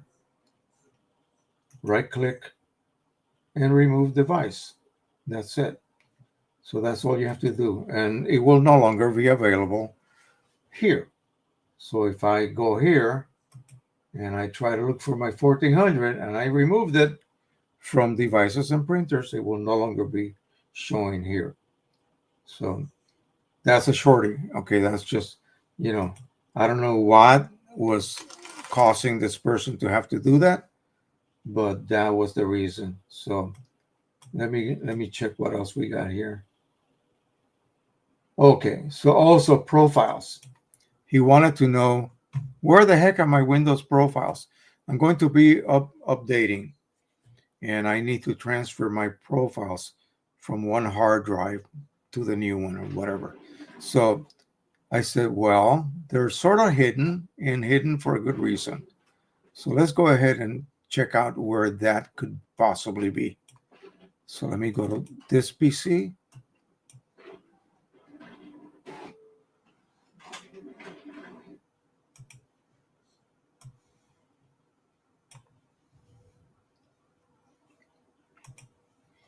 So you would go to my C drive, then go to Windows, System 32, and then spool. So it's quite a trip to get there. Did I pass it? Spool. And then this is where I always get confused. Drivers and color. And there they are. All my profiles. Look at that. You will select the ones you want. If you just have one printer, then you would have a small number of profiles. Select them, copy, paste into an email or whatever, and then send them to you, or put them in a little USB stick. And then when you're ready to install your new printer or the same printer on your new computer, you just copy those back into that folder. So again, it is like 4 different positions. It'll be Windows, System 32, and then spool, and then driver, and then color.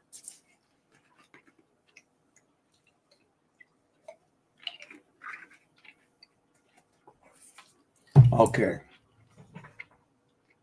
I wanted to show you guys my latest photos that I created for Halloween.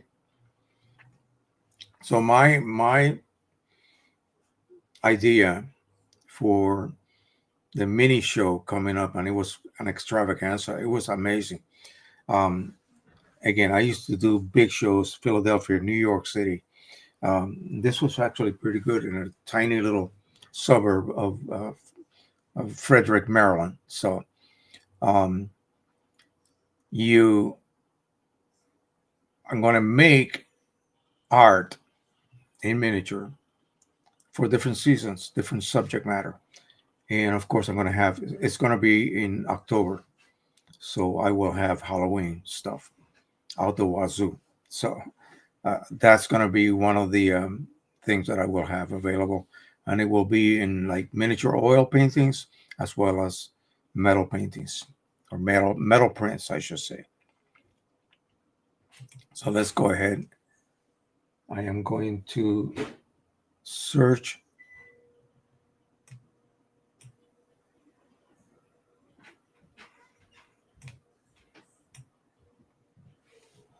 I got to do that over here. Okay, so pictures, we don't want that anymore. We want my desktop. It's got to do this. Just give it a chance. It's got to do that no matter what. So I'm going to go to my desktop.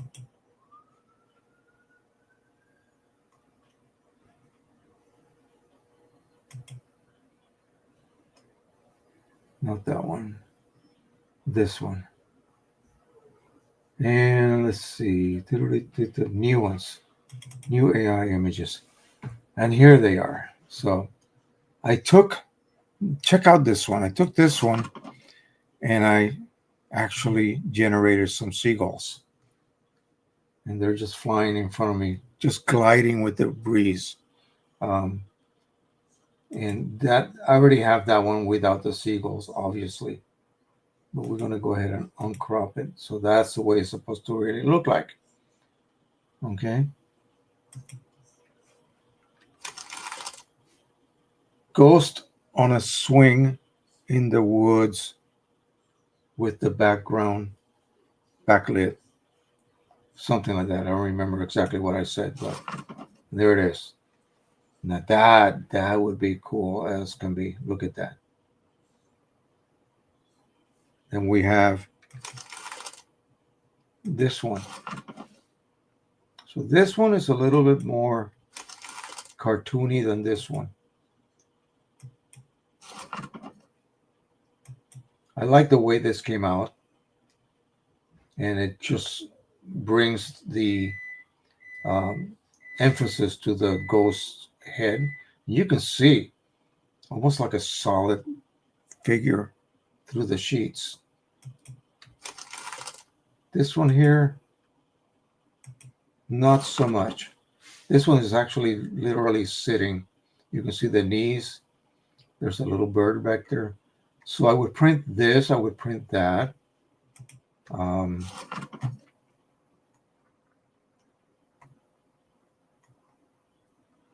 Let me take this off. This is another one. Here's another one. And then this is a family of ghosts just having a great time.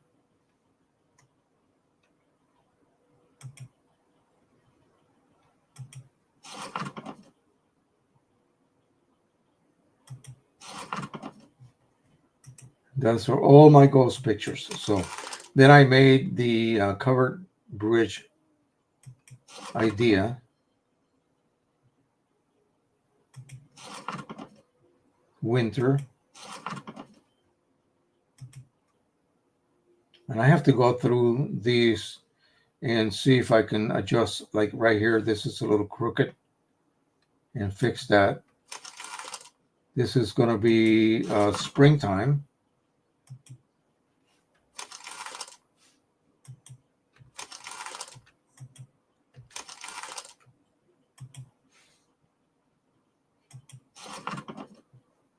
Another one. springtime, and then fall.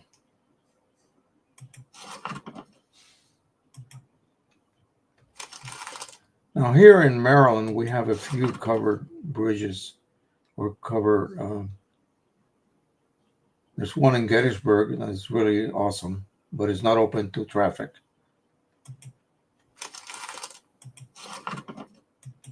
And if I do any more of these, which were actually in pretty good demand by the members that were at the meeting last Saturday, they said they would buy them.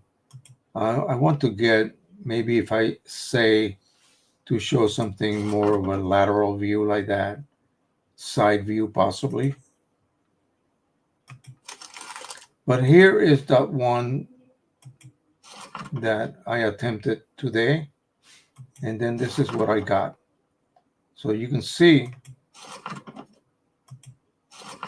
wait a minute, I loaded it 3 times. You can see the difference, hardly any difference. It's a really, really good rendition of that particular image.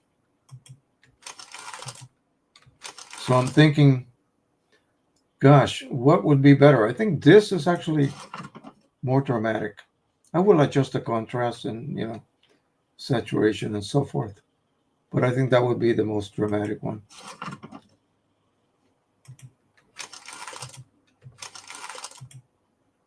Yeah, that came out good. That needs a dinosaur walking through there. Looks pretty much prehistoric. Let's see. And again, this applies to what we just did. This is why you must always test the printer setup with a standard image. So you get yourself a new printer and you immediately start printing your images, and you know, you get hit by, oh wow, this is a little bit weird, this is a little bit off, what's wrong? Or, you know, did I prep it correctly? Is the every nozzle and every color channel printing? Well, you should have, you know, loaded the cartridges, go through the procedure as the chart that they give you says. It charges the system, charges the print head, plus a little extra actually, and that makes your wasting paths a little bit saturated initially. The same thing with a, you know, wasting cartridge. On the Pro 1000, it becomes half full immediately, because those printers, they come loaded with a clear liquid for transport. And so all of that liquid is being expelled and, you know, dumped into that wasting cartridge. And the Pro 1000 is the something 20. So what do? Well, you run a nozzle check. Absolutely, you have to. In fact, why not? I printed all of that stuff. But should I have run a nozzle check? Of course I should have. So you just run your nozzle check. Let's just say I just loaded the ink from the very first time. Maybe I did sublimation inks, and I want to see if all my channels are firing.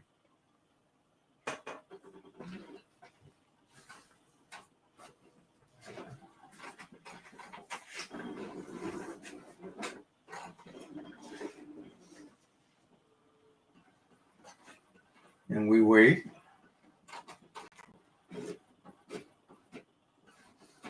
And what I like about this type of nozzle check is that it uses little lines.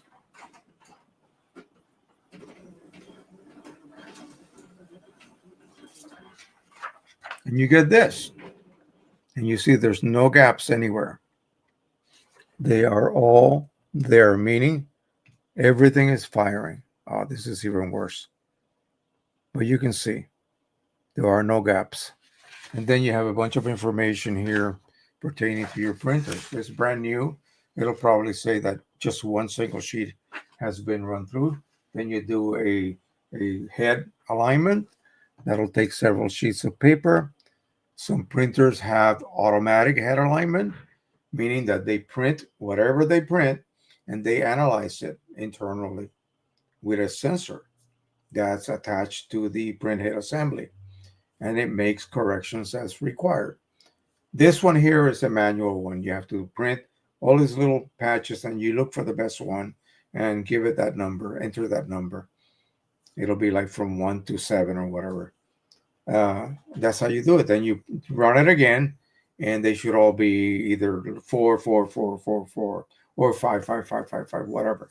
Depends on the printer. And then you know that printer now is going to be able to print correctly. But that just means that the mechanics, everything is firing, nothing is blocked. The printhead is aligned correctly so that you're not overlapping ink passes or creating a gap between each ink pass. How do you know if it's going to print correctly? Well, you got to make that standard image, the one that I just showed you, print it. If you're using this EPSON paper, tell it to control color. Tell the driver to control color. If you're using Qimage, automatically everything is set. If you tell Qimage, hey, tell the driver to control color because I loaded this EPSON paper on my EPSON printer, and it will handle the printer settings by itself for you. Okay, you don't have to worry about double profiling or any of the errors that everybody makes when they're starting out. So do that, and then you look at it. Wow, this looks perfect. It's not pink, it's not green, it's not purple, it's not yellowish. It looks correct. That central image looks neutral. It does not have a tint. My black to white, yeah, I can see that clearly. If I backlight it, I can see number 2, or even if you just see number 4, it's fine. Believe me, those deep shadows, the way that I edit my images, they don't even exist. I never have that level of pure black on my prints. I have as wide a dynamic range as I can possibly suck out of that image as I edit it. And Qimage has a very easy way to achieving that. It automatically sets to 0.5 above black, 0.5 below white. That means that nothing will ever be just pure paper in that image. Even if it had a specular highlight, which would be 255 triple. No, it will bring it down slightly. Okay. And so your results are always going to be optimal. You don't have to worry about, gee, should I have expanded my dynamic range or compressed it? No, it does that for you like that. So do that. And then you now that you print that, now you go, wow, if it can handle this image, it definitely can handle my images. Don't start printing your images first. Print the standard. If I'm calibrating an instrument in my laboratory at the Armed Forces Institute of Pathology, Department of Infectious and Parasitic Diseases, what else? What was it? The division of it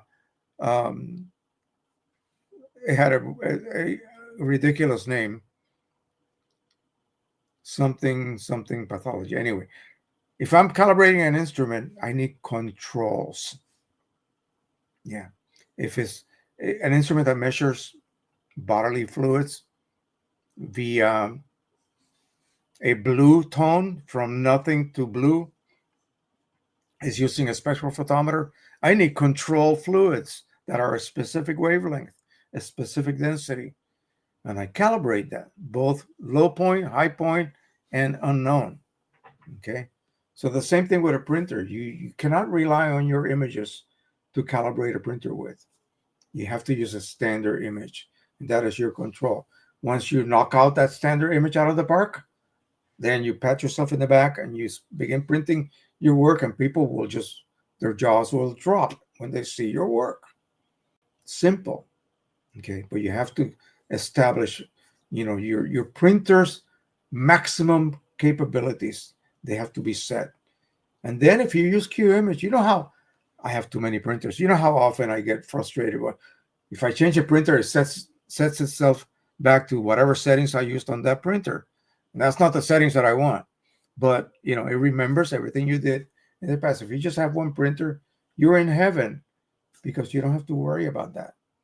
You just, anytime you open it, it's going to remember the settings you used last. And if you want to use like different paper sizes, different profiles, you can set those as jobs. Okay, and then just recall them. And it will remember the images you printed. It will find them for you, and it will load them on that job. So say I want to print 5 of these images that I just showed you. I set it up, set up my printer, my paper type, my profile, relative colorimetric or perceptual if I so wish, black point compensation or not if I so wish. And then I save that, and everything is saved. I come back next week after multiple jobs between that time frame. And I said, you know what? I want to print those prints again, those images again. Look for it, click it, double click it, say job, and it will load the whole thing again. The compositions, the paper type, the profiles you use, any settings that were relevant to that job will be reloaded. Okay, don't you want that? Yeah, it's fun. It makes it so easy. If you are wondering when is the best time to buy Qimage, Christmas, anytime, big holidays, anytime you hear this so-and-so sale, that's usually when they will give a 10% discount. But you use my link and you get another 10% discount on top of that. Or just use my link any time of the year, you will get a 10% discount. There's a link for Qimage One, which is for Mac as well as Windows. It is the reduced feature version, okay? It doesn't have all of the features that have been built on top of each other since 2003 or something like that up to now. So that's, the one loaded for Bear is the ultimate, but it's only for Windows. But make sure that you use the links. It'll give you 10% off. So I think that's it. I think we did it all. Let me see. Do we want to do sublimation? Why not? Let's pick something.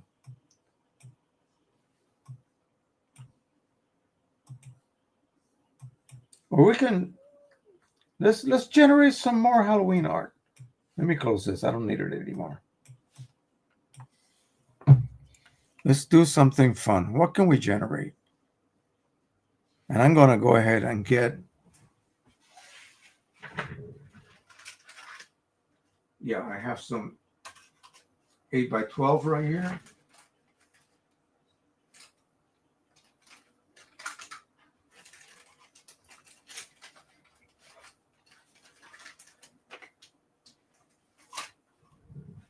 This coming month, actually in a couple of weeks, is when I get my big retirement check. I decided to just take a lump every year, and my balance doesn't drop. So we're getting that check, and I'm buying my wife a new slider chair so she can be more comfortable. Right now, she is sitting on the chair that I used to rock baby Nathan in. And that thing is 13 years old. So she needs a new chair. So I'm going to buy her a new chair. And I already have an order for Amazon for certain things that I think I will be needing up to like next summer. So I'm going to give myself that as my Christmas present. And that will include frames, sublimation material, paper. I found another paper that I want to try from Strathmore. And so we'll give that a try and see how good or how bad it is. Who knows? I'll start off with a sample.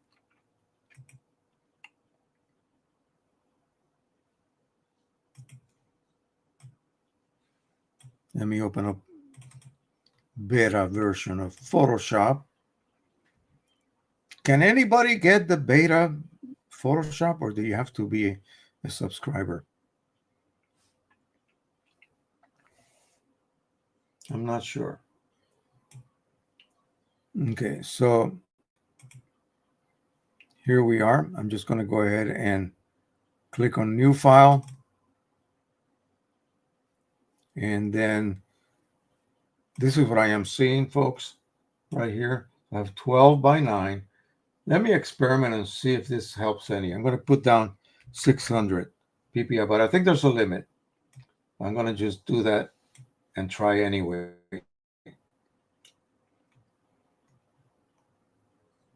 Okay, so I'm going to generate, and let's see what would be. I could start with an image to help, help get the point across. There's the one that I use for the Little Red Riding Hood versions. Yeah, I'm going to go ahead and just write down, and then I'm going to use photo. What should we come up with?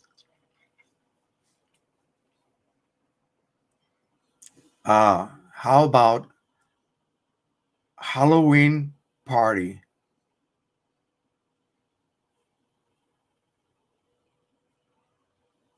Okay, Halloween party in the woods with ghosts, goblins,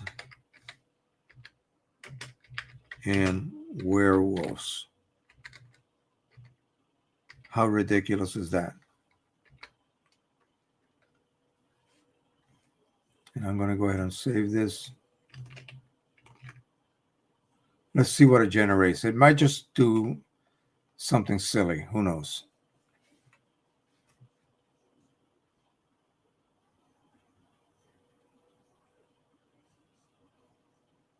Yeah, for beta, you have to subscribe. Okay. So those are not werewolves to me. So those are just dogs. So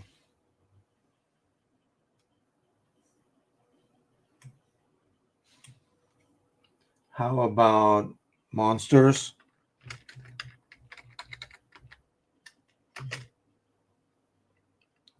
Scary people. Mummies.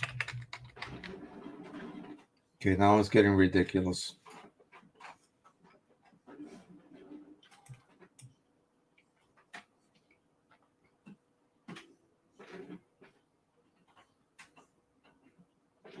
That's not much of a party, though. It doesn't. It only has a few jack-o'-lantern specter. Okay, this is better. So we got some scary people. Yeah. But that is horrible. That is just absolutely horrible. Here we go.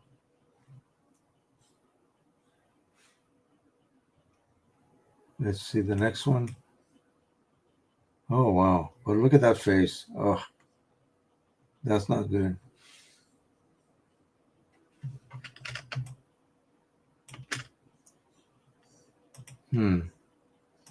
Let me copy that, and then I'm going to start from fresh.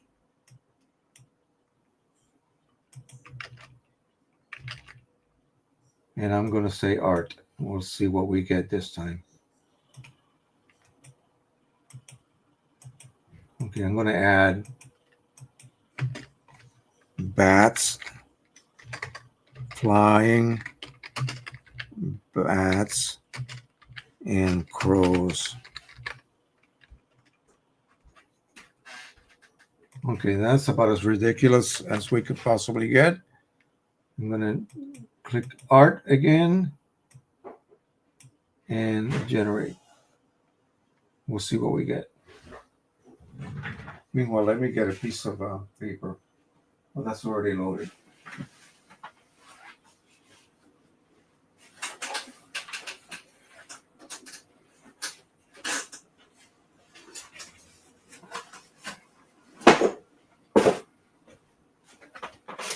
Ooh, that looks like fun. Yeah, definitely. Yeah, art is better for this. Let's see what else we got here. Hey, come on.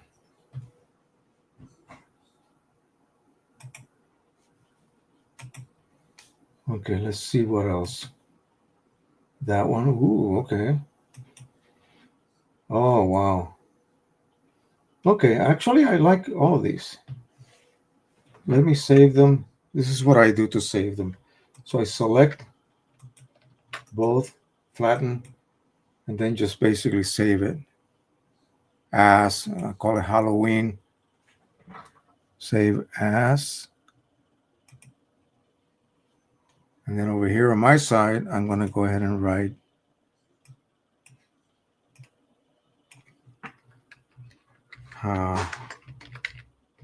Halloween party number 1. And then I'm going to save it.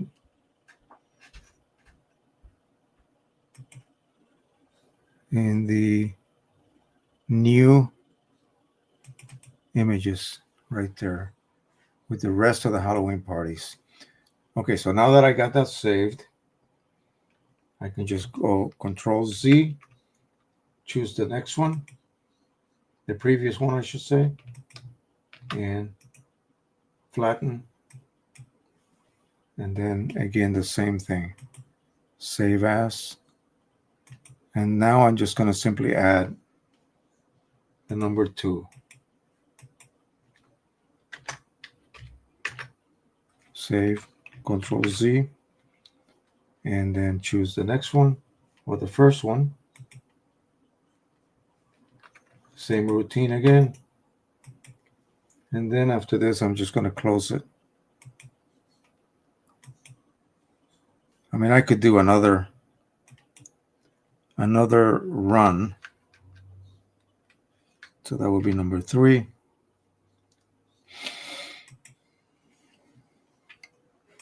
I could just generate again. After I Control Z, then generate again. See what else we get. I would like to have at least 6. Then I got to do a Thanksgiving theme and then Christmas.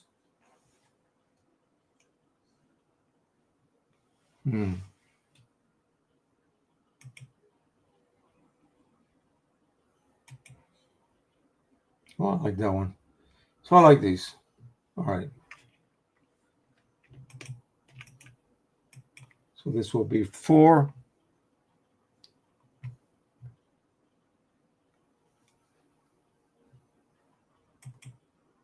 Save as. And 4.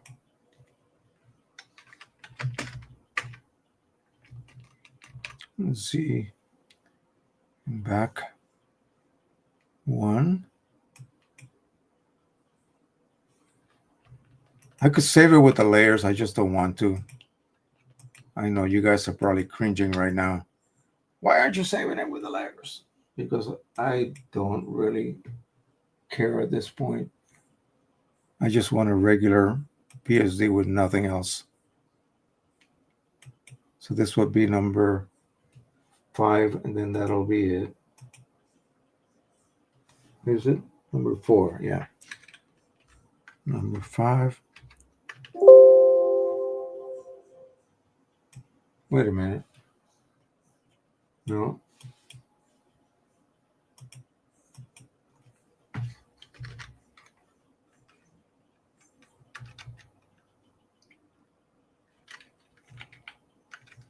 Number 5. And the last one, we'll go ahead and do one of these. I don't need all in aluminum. I kind of like this one. And flatten.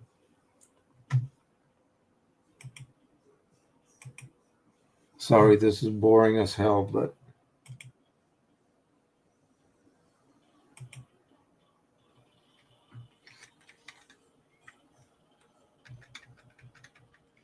and number 6. Okay, so one thing that you can do, and I tried it the last time, was to go through some of these choices, but let me back up so that I can restore my layer. So, and click on the layer. So I think one of them was a vignette, strongly something. You can see that it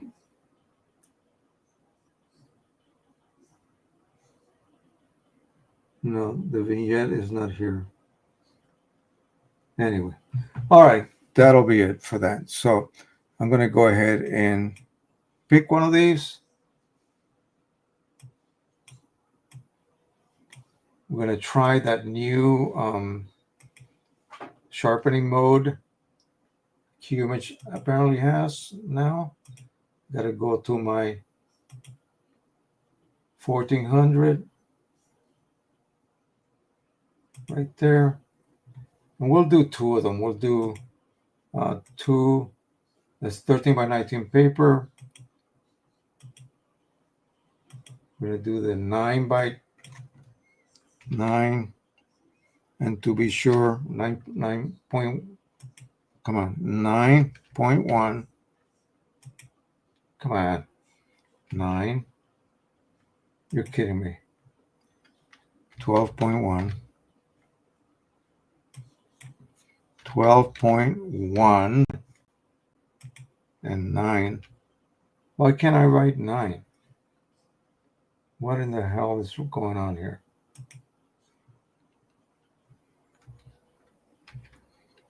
.1. There we go. 9.1 to 9. I don't need a 5. 1.1. Okay. Jeez. This does not have to be this difficult. Okay. Remove the so-called stroke.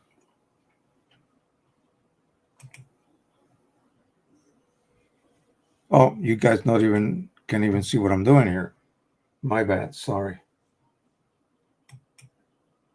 Let me load this and then reload that folder.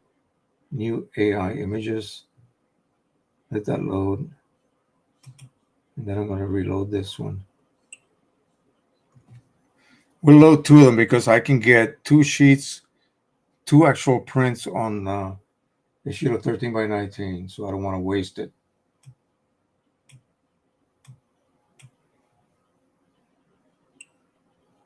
Let me double make sure my size is correct. 9 by 12. Yes.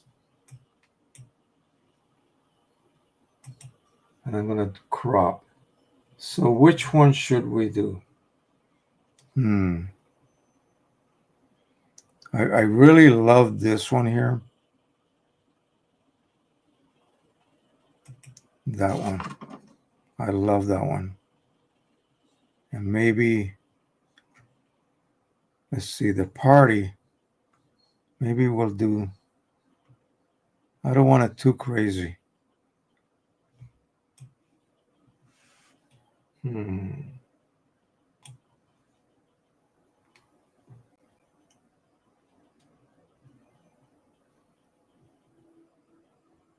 I like this one here.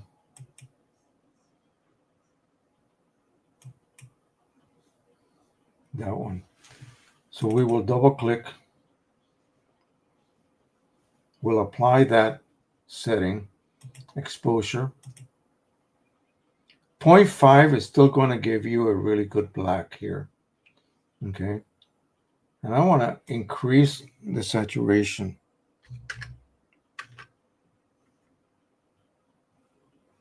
And then we're going to apply the deep focus sharpening. Just 120. There you go. You see how that immediately enhanced those edges. All right, so that's one. The density, I want to keep it the same. We're going to do this one here.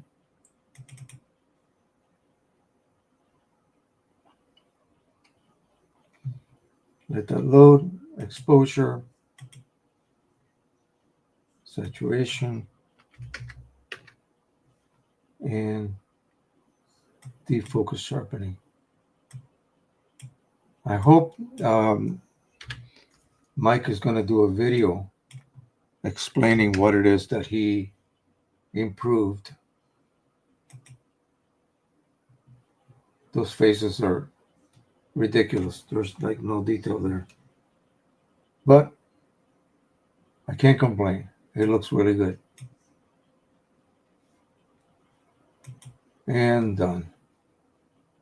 Now we got to make sure that we have the correct settings for sublimation.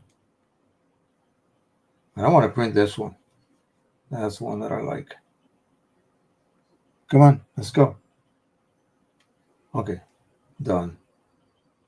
So let's check our situation here at presentation paper matte and my sublimation aluminum profile and print in. Okay, we'll let it load. So my plan is to use the other images for making like 2 to 3 inch or maybe 1.5 by whatever the next, 1.5 would be 12, 18 inches by whatever. So it'll be in real life, it would be a print like that, a poster.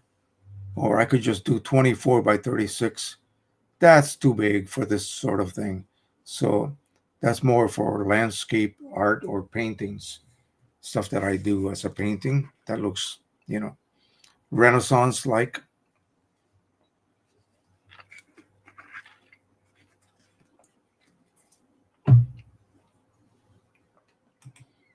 Okay, so let me make sure that I got my little bits of tape ready here.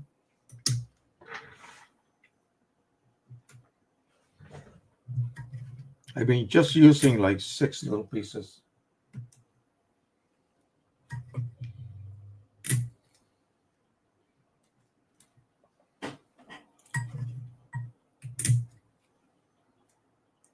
As long as you don't seal the edges too much, you want to allow moisture to escape. Okay, now we're going to prep this.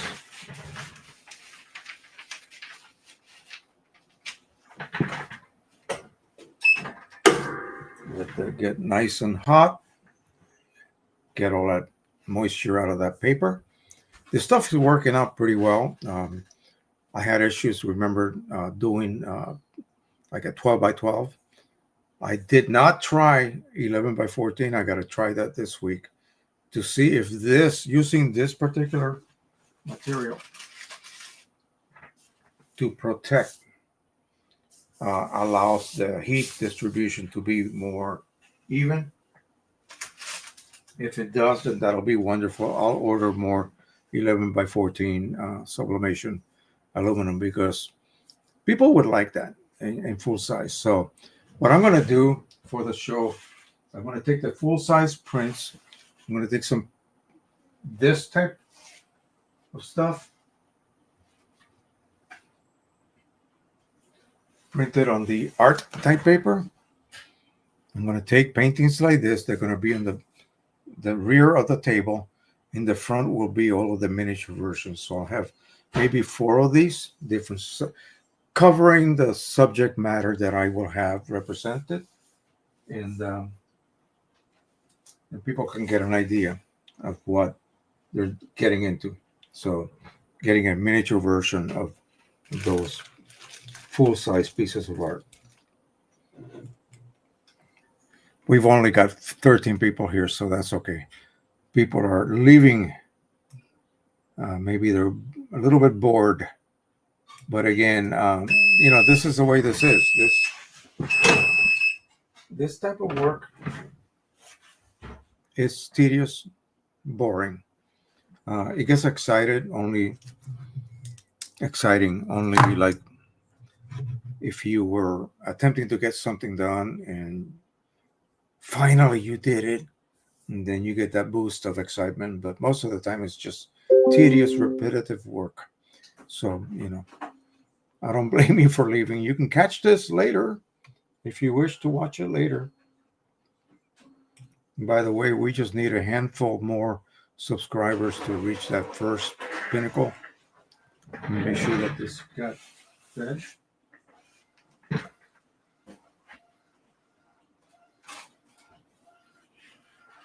Yep. All right. Any questions? Any issues? Any problems? This is going to take like 5 minutes to print, a little bit more maybe. So this is your chance to shut my mouth and ask me something. Give me an idea, suggestion, whatever. Future subject matter. What would you like me to demonstrate? I got a Pro 1000 and I got a P800 that is active. I got the Pro 1 sort of working. I just hate to use it right now because I'd be getting my chip even lower. There's no more chips available for that. And this is something that you cannot do on the Pro 1. You cannot disable the chips. It seems to trigger then these ridiculous pre-print cleaning cycles. And you cannot afford that on a Pro 1. The Pro 1 it was a failure basically because they just couldn't get a pressurized system working on a Pro 1. So this is basically what those tanks that I took over there earlier have. So you take the cover off and then you have, this is sealed with Mylar. Inside of that is the bag that contains ink. This internal space is pressurized. It presses against that bag and allows ink to flow through those ink lines and so forth into the printhead dampers as well. So I guess, Canon may not have had the experience that EPSON has had for years with pressurized ink delivery. So they immediately stopped it. It has so many issues, especially printheads were just failing.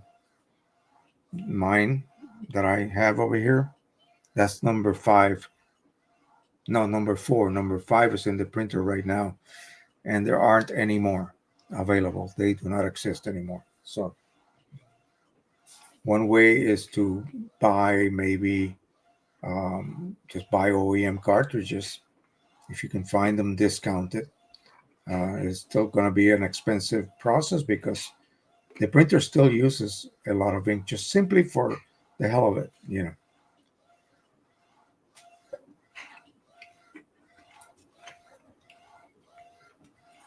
Now, something like this, you don't worry about perceptual or relative colorimetric. Okay, you just use relative and black point compensation. The profile that I made, you might think, well, how the heck do you make a profile for metal printing? Well, you print it on the transfer paper. Of course, everything that you print on those transfer papers, the ones that I show you, and oh, look how light they are now. That's because 80% of the ink left it. You print it like this, mirrored. And then you then would sandwich that on a piece of aluminum that you plan to use in the future, a brand, whatever. So far, my profile seems to work fine with just about any aluminum that I buy. So put it on the aluminum like this, cook it for, 80 seconds, 350 degrees Fahrenheit, and then you let it sit for a while and scan it, literally scan the surface. And then that generates the profile through the software for your spectrophotometer. And that's how you do it. And then I can use that profile because most people don't even use a profile. They just simply use the presentation paper mat and that profile for it. And what I experienced was that I got like I want to say overcooked. They were really super enhanced results, which somebody might say, well, that's sublimation. That's what sublimation looks like. No, I don't want it to look like that. I want it to be accurate. I want it to look like as if I had printed it on paper, just in this case, it's sublimation.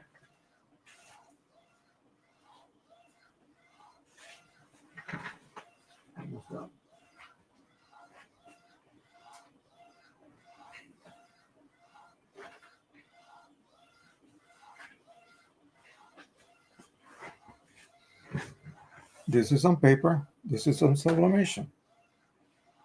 Oh, sorry, like this. Yes, there's a difference. But I'm not using a profile for this. I'm just using a generic profile. So, it's a matter, if I really wanted to be accurate, I would make a profile for this particular paper. And I think I will do that. And then we get a match. I think I will do that. Reason I haven't done that is because I first just bought a 10 sheet pack and I began using it and ran out. So now I bought some more and I'm going to go ahead and make a profile for it. And I will do that here.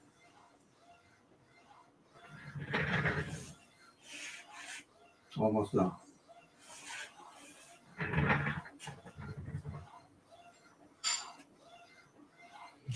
So we went ahead and removed this protective coating. When that gets done printing, I'm going to go ahead and trim it down the middle.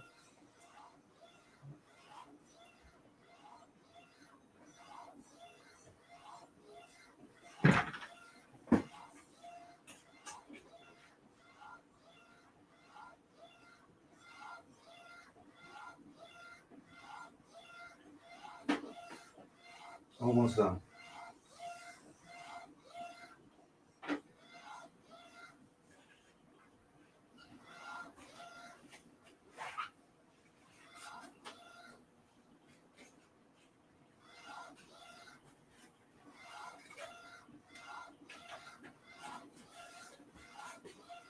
Here's the one we just did.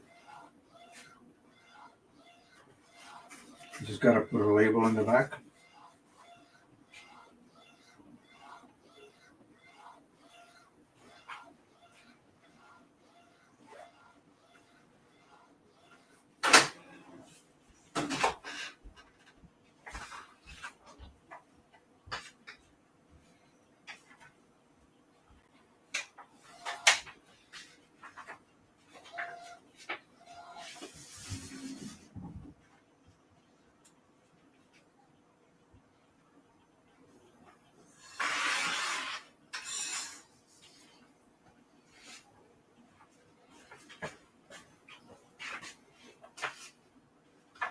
We're going to let this dry a little bit.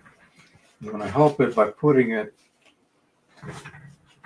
on the surface of the press. That's a little bit hot still.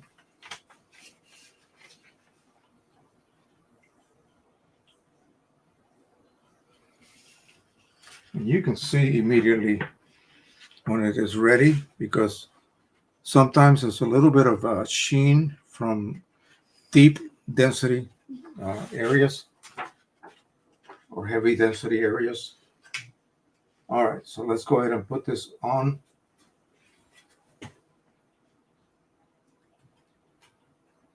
And I don't think this printed accurately.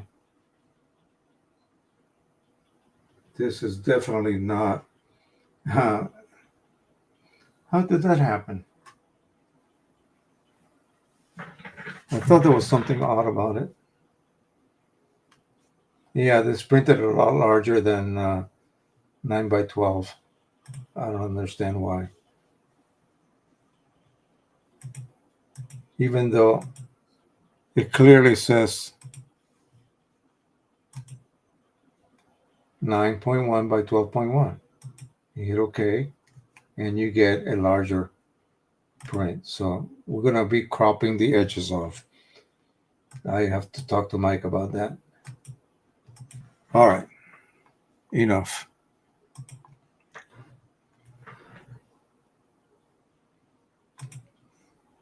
Photo Nikon says, what do you think is the future of inkjet printing? Oh boy, most individuals 20 to 40 do not print pictures and only keep soft copies in their mobile phones or tablets. Yeah, I've been printing since 1990.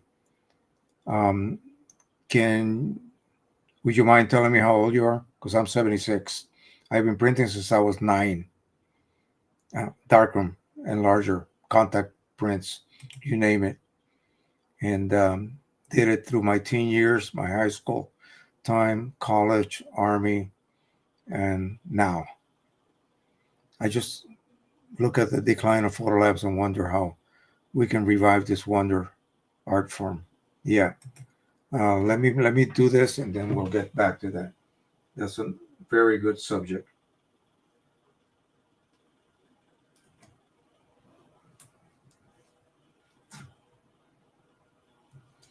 Once we get off here, I got to figure out what the heck happened. Why am I not getting a 9x12? That should not have happened.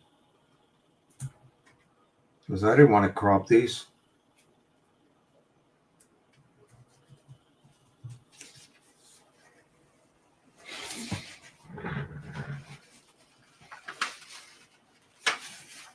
There's going to be a huge amount of bleed.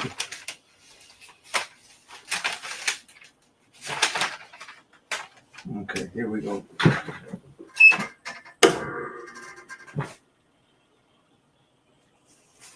Yeah, I cannot use this because the amount of bleed is just too much. And I don't want to crop this. And I don't have any material that size. So to the trash it goes. Sorry. Lucky for me, I have enough.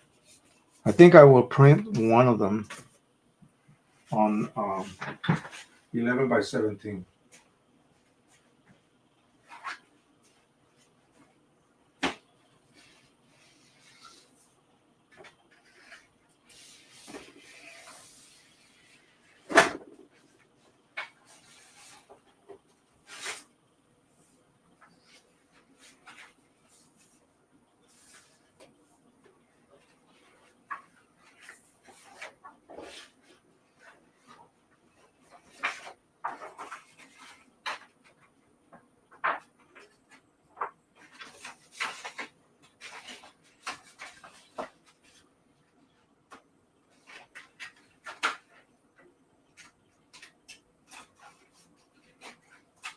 Okay.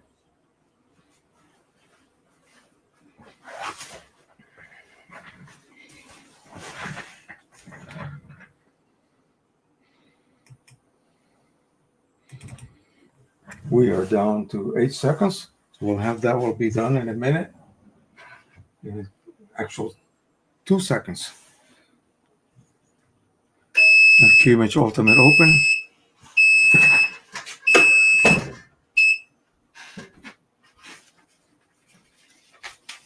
Like I said, that's not really what I wanted.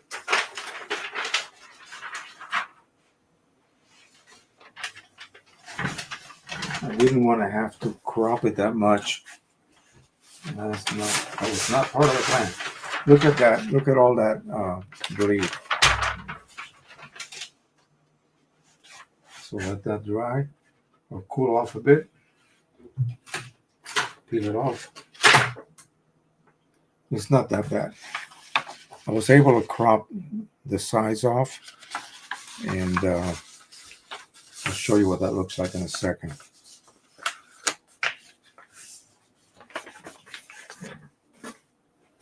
Right now it's hot as can be.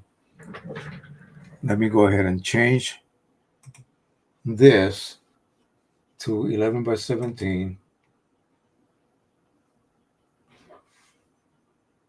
11x17, and then I'm going to make sure that this is actually 9.9.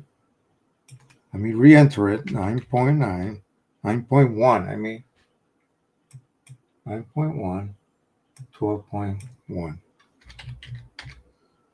Done. And now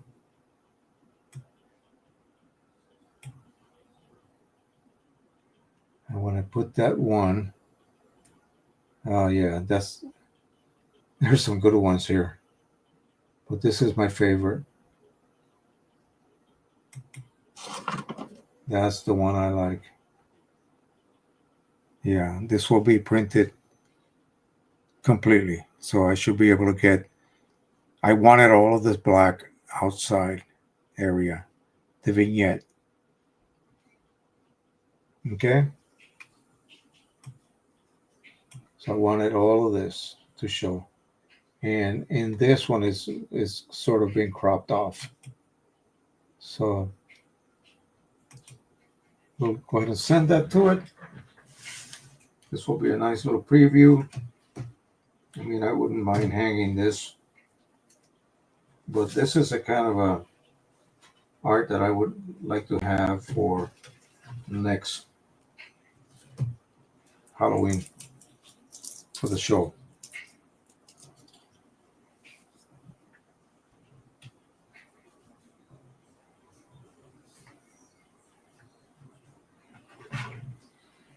And I'm going to print one of these on the what you call it, the regular art paper as well. I think that'll be a really nice. Oh yeah, yeah, I love it.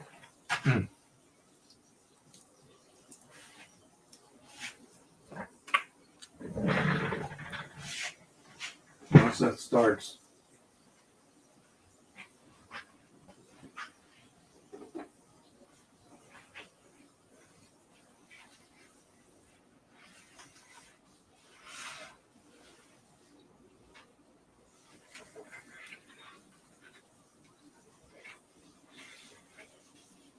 this is the one with the kink on it.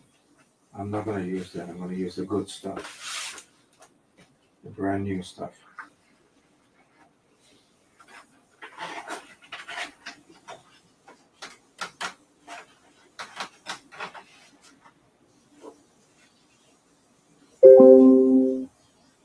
The only thing I don't like about this pads is the rubber that they use.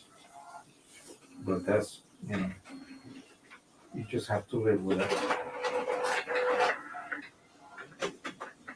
Okay. While that is printing, I'll go ahead and reprint this with the art paper. So this will be the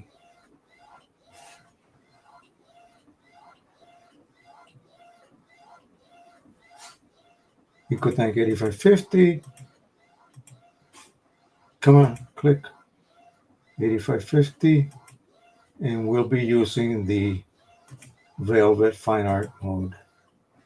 Velvet Fine Art paper. And then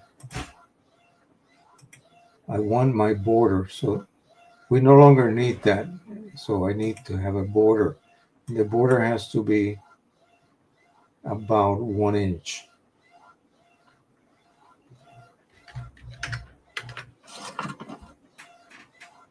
And of course, auto crop on. Because the frame is going to cover, well, we don't need that much. I don't think we need a full inch. Maybe we just use 0.75 like that. And check our settings. Velvet Fine Art, Strathmore, patches. Let's see. No, that's the wrong one.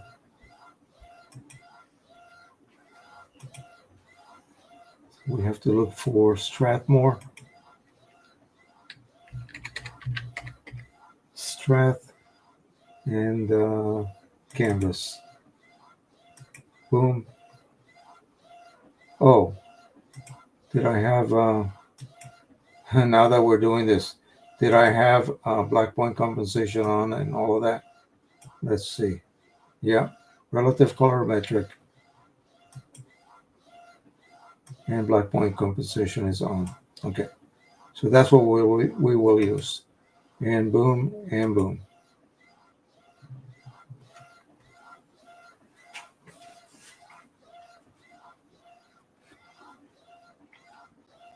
I didn't show you that, but you've seen it done before.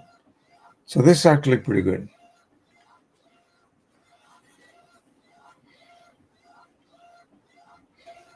I'm going to go ahead and devote a frame for that. This is printing nicely.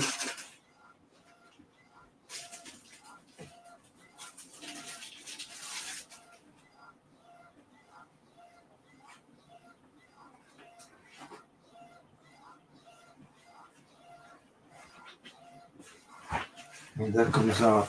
I want to see how this looks like on a frame. Normally I would never put a metal print on a frame, but what the heck. Let's try it out.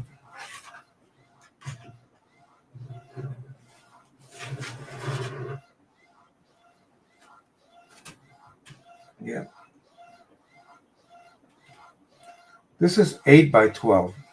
No wonder. Oh my God, what an idiot I am. Yeah. No wonder. I have no need for that now.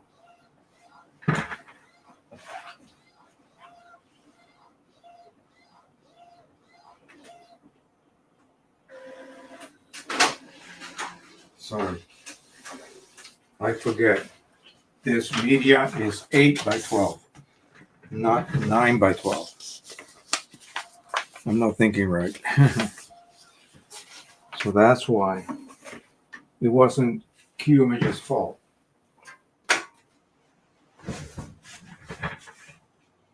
Okay, so that's loading.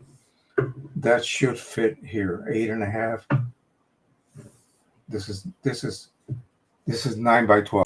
The material is for sublimation is 8 by 12. So that's the problem. That was why. So this is going to need a bit of a what you call it, backing on it, and then we'll put a hanger. I got the new smaller hangers, but I'm just going to use the plastic ones that attach to the back. Put that here. We just have this job to load. It's taking forever. Oh my God. Because there are 3. Jeez. See, if you keep loading, sorry. If you keep loading, it thinks you want, 3 jobs at once. I'm just going to do this again.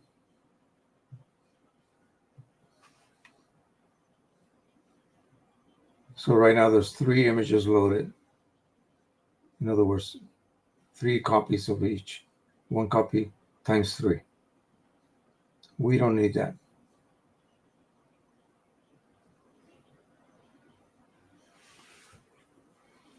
That's why it's taking so long.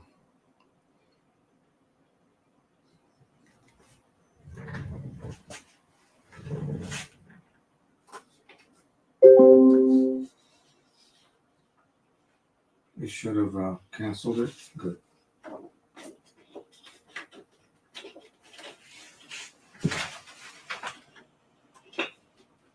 Okay, let's try this again. But this time, only 1.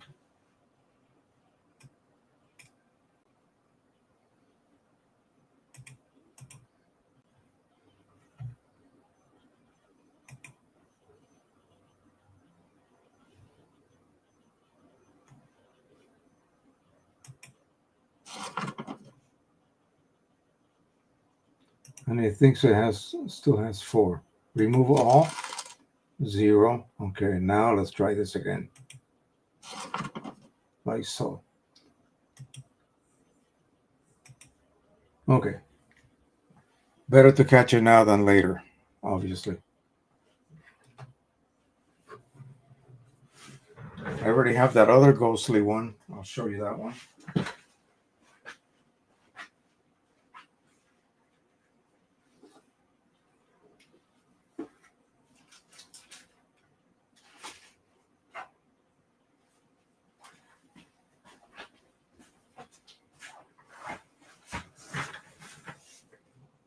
And this one was an idea that I found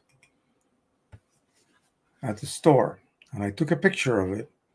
I loaded that picture. And then I told it to do this and that. And it created this. And that came out really nice. And yeah. So things like this will be really... a lot of people are making miniature, like haunted houses. We're going to make one. We found a dollhouse that's not too big, We have a big one, but that's too much work. So we're going to turn it into a haunted mansion with lots of scary stuff in it. So, all right. So that was fast.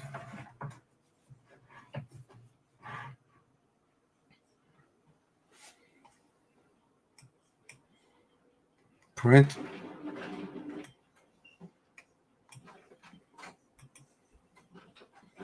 Here we go.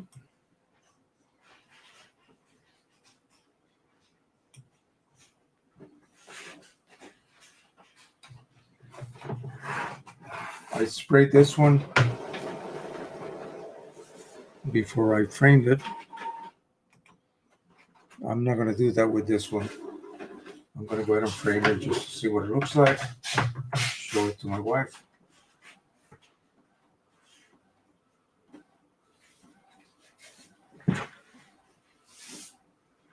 This is going to need a backing.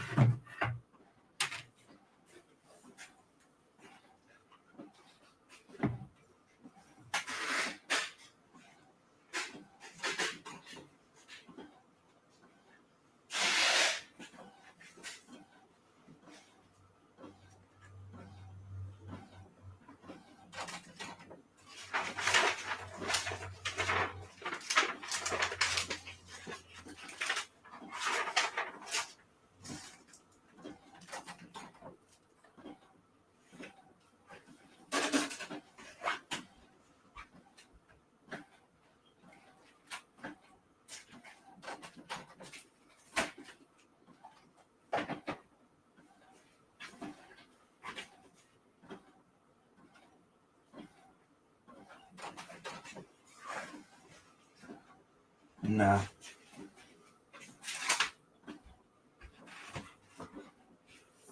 More like this. Yeah.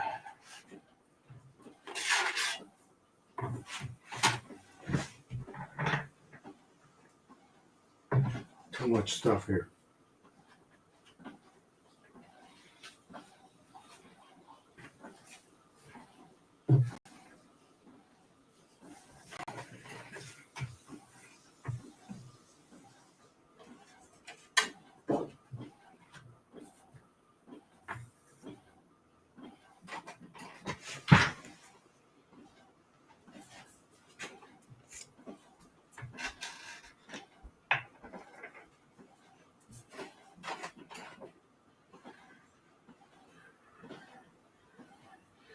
Yeah, this glue is going to be easier to use. I thought I would be able to use that Gorilla glue, but this is better.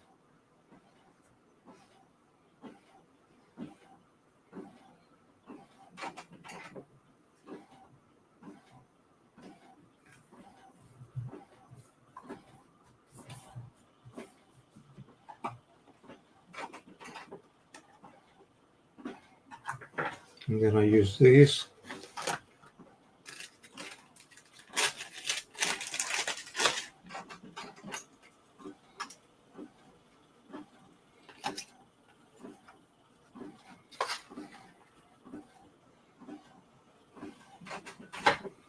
Put this in the back. And this on top. I'll have to get the center line.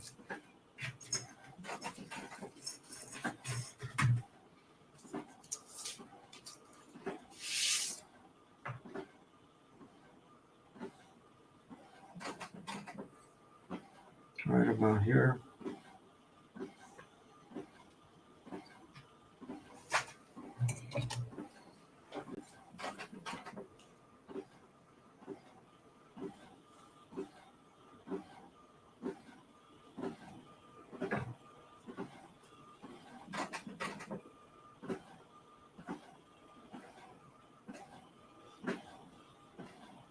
Right there.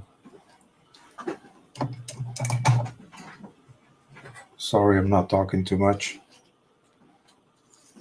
How many do we still have? 15. I'm surprised. Thank you so much for your patience.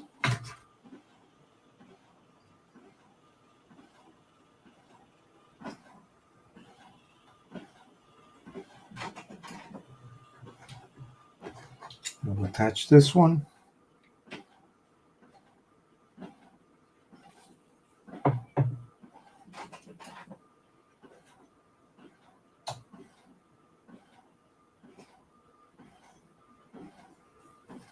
And here we are.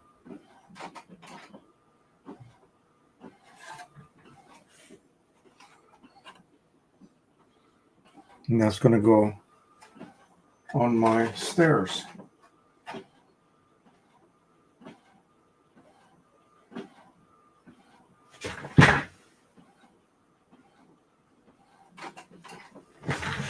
That's looking really good.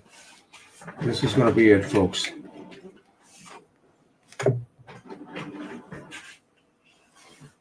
Oh yeah. This has a gleam to it. Look at that. And that'll dry, but I'm going to go ahead and later, not now, but I'm going to go ahead and spray it. Let me dry this a little bit better.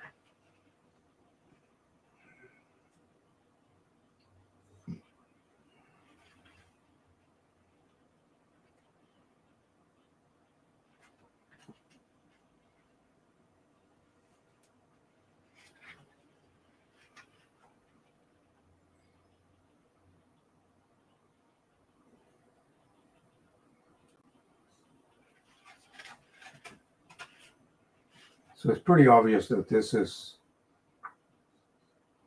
receiving a higher level of density, ink density. I could manually adjust that in the advanced settings of the driver.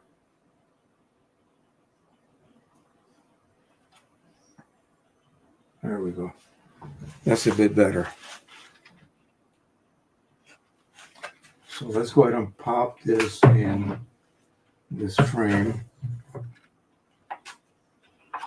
I'll name it later.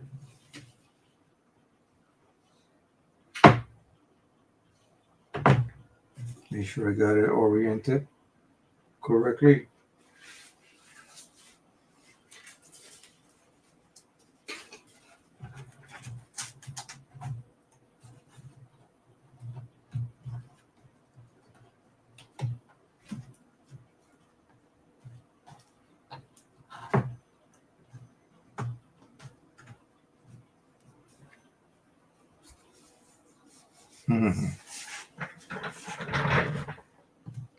Very, very cute.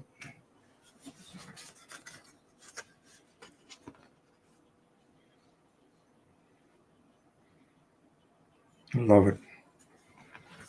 All righty. Gosh.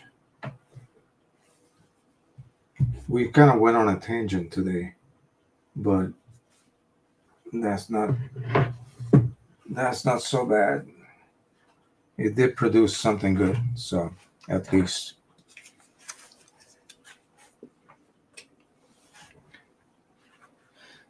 Let me close this. Let me get the other video going here.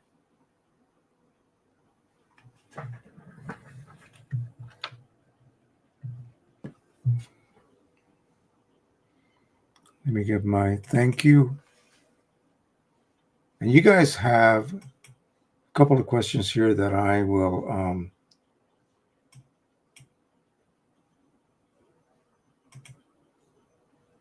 yeah. Mike, that was my mistake. Yeah. I needed 8.5, 8.1 by 12.1. And I'm thinking I'm working on the paper that is 9 by 12. So yeah, my bad. Someone else.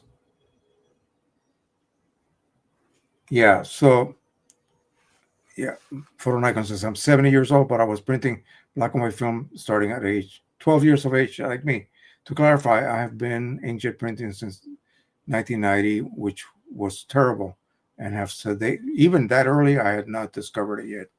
So they really improved with new tools and printers. Yeah, it was quite an adventure back then.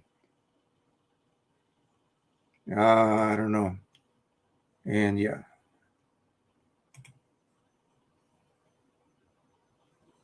Todd Schroeder sent something. Sublimator and glass before. This would be a good future live stream topic. Yeah.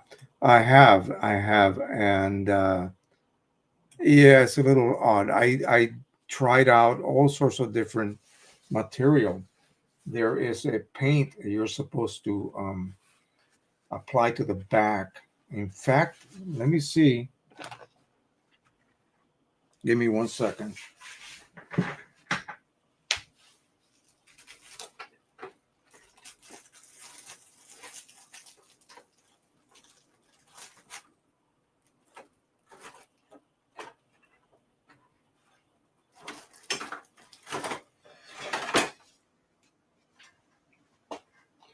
This is my daughter, her husband, and Nathan. They went to Disney World with us. And this is done on glass. This is not a picture behind glass. This is actually done on glass. Let me show you.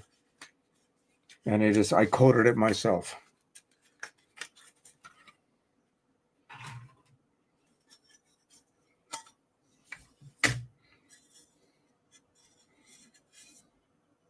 That's the back. And this is the front. So, and you can see through it. So you coat this, and then you print on it. And of course, it sublimates right through. And you can see it from the front. Do I want to do this again? I don't think so. But I would buy, media already prepared. I would not want to go through this process again. But yeah, it's entirely possible.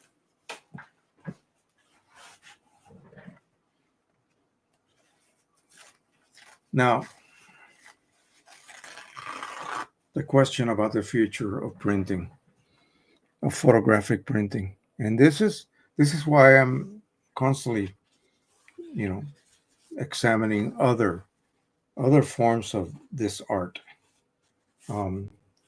Even though it is sublimation's been around for a long time. Anytime you see these signs that you see outside made out of metal, aluminum, street signs, most of it was either done by screen printing or sublimation. So you have to realize this has been around for a while. But for art, photography type thing, maybe not so much. But as far as your normal photographs, yeah, we went through a period where like no one wanted to do this, where it seems like everybody just kind of gave up on it. And so that occurred right around the time you started, before the digital age really kicked in. And people were just simply not printing anymore. So they were just simply, with the introduction of cell phones and computers and that sort of thing, people just kind of gave up on it. So, but as far as, for instance, I've noticed, and this would be a great tragedy for these companies. Think about it. All of the companies that support inkjet printing, as far as industrial use, no, it's going to still be used. Believe me, there are some big companies out there. You see them on TV all the time. They print anything on anything. And so the way to survive this is to have so many different products that, yeah, you're not just relying on one thing. You're just not making little prints for to sell for dollhouses. No, you're doing all sorts of different. You're targeting all sorts of different things and people. So, but I mean, what can we do about it? Keep promoting it and show people. I show people, and they just go, "What? You've never seen a print before?" Literally.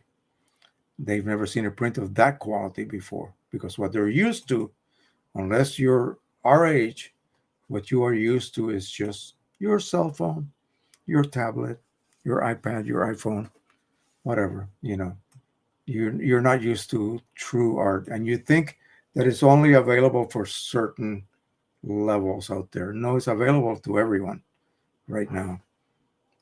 Yeah, it requires the purchase of some items, but it's available. Imagine if this disappears, then companies like Qimage One, um, Red River, on all the other, you know, big paper producers, what are they going to do? What about Epson and Canon? Well, Canon can go back to cameras. Canon was not into the printing business at all. They started with cameras. So I'm just going to keep going until I can't do it anymore.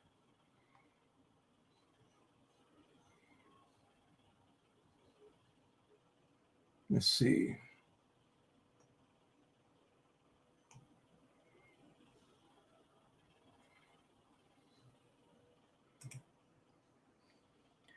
Yeah, I did just install it here actually on the live stream.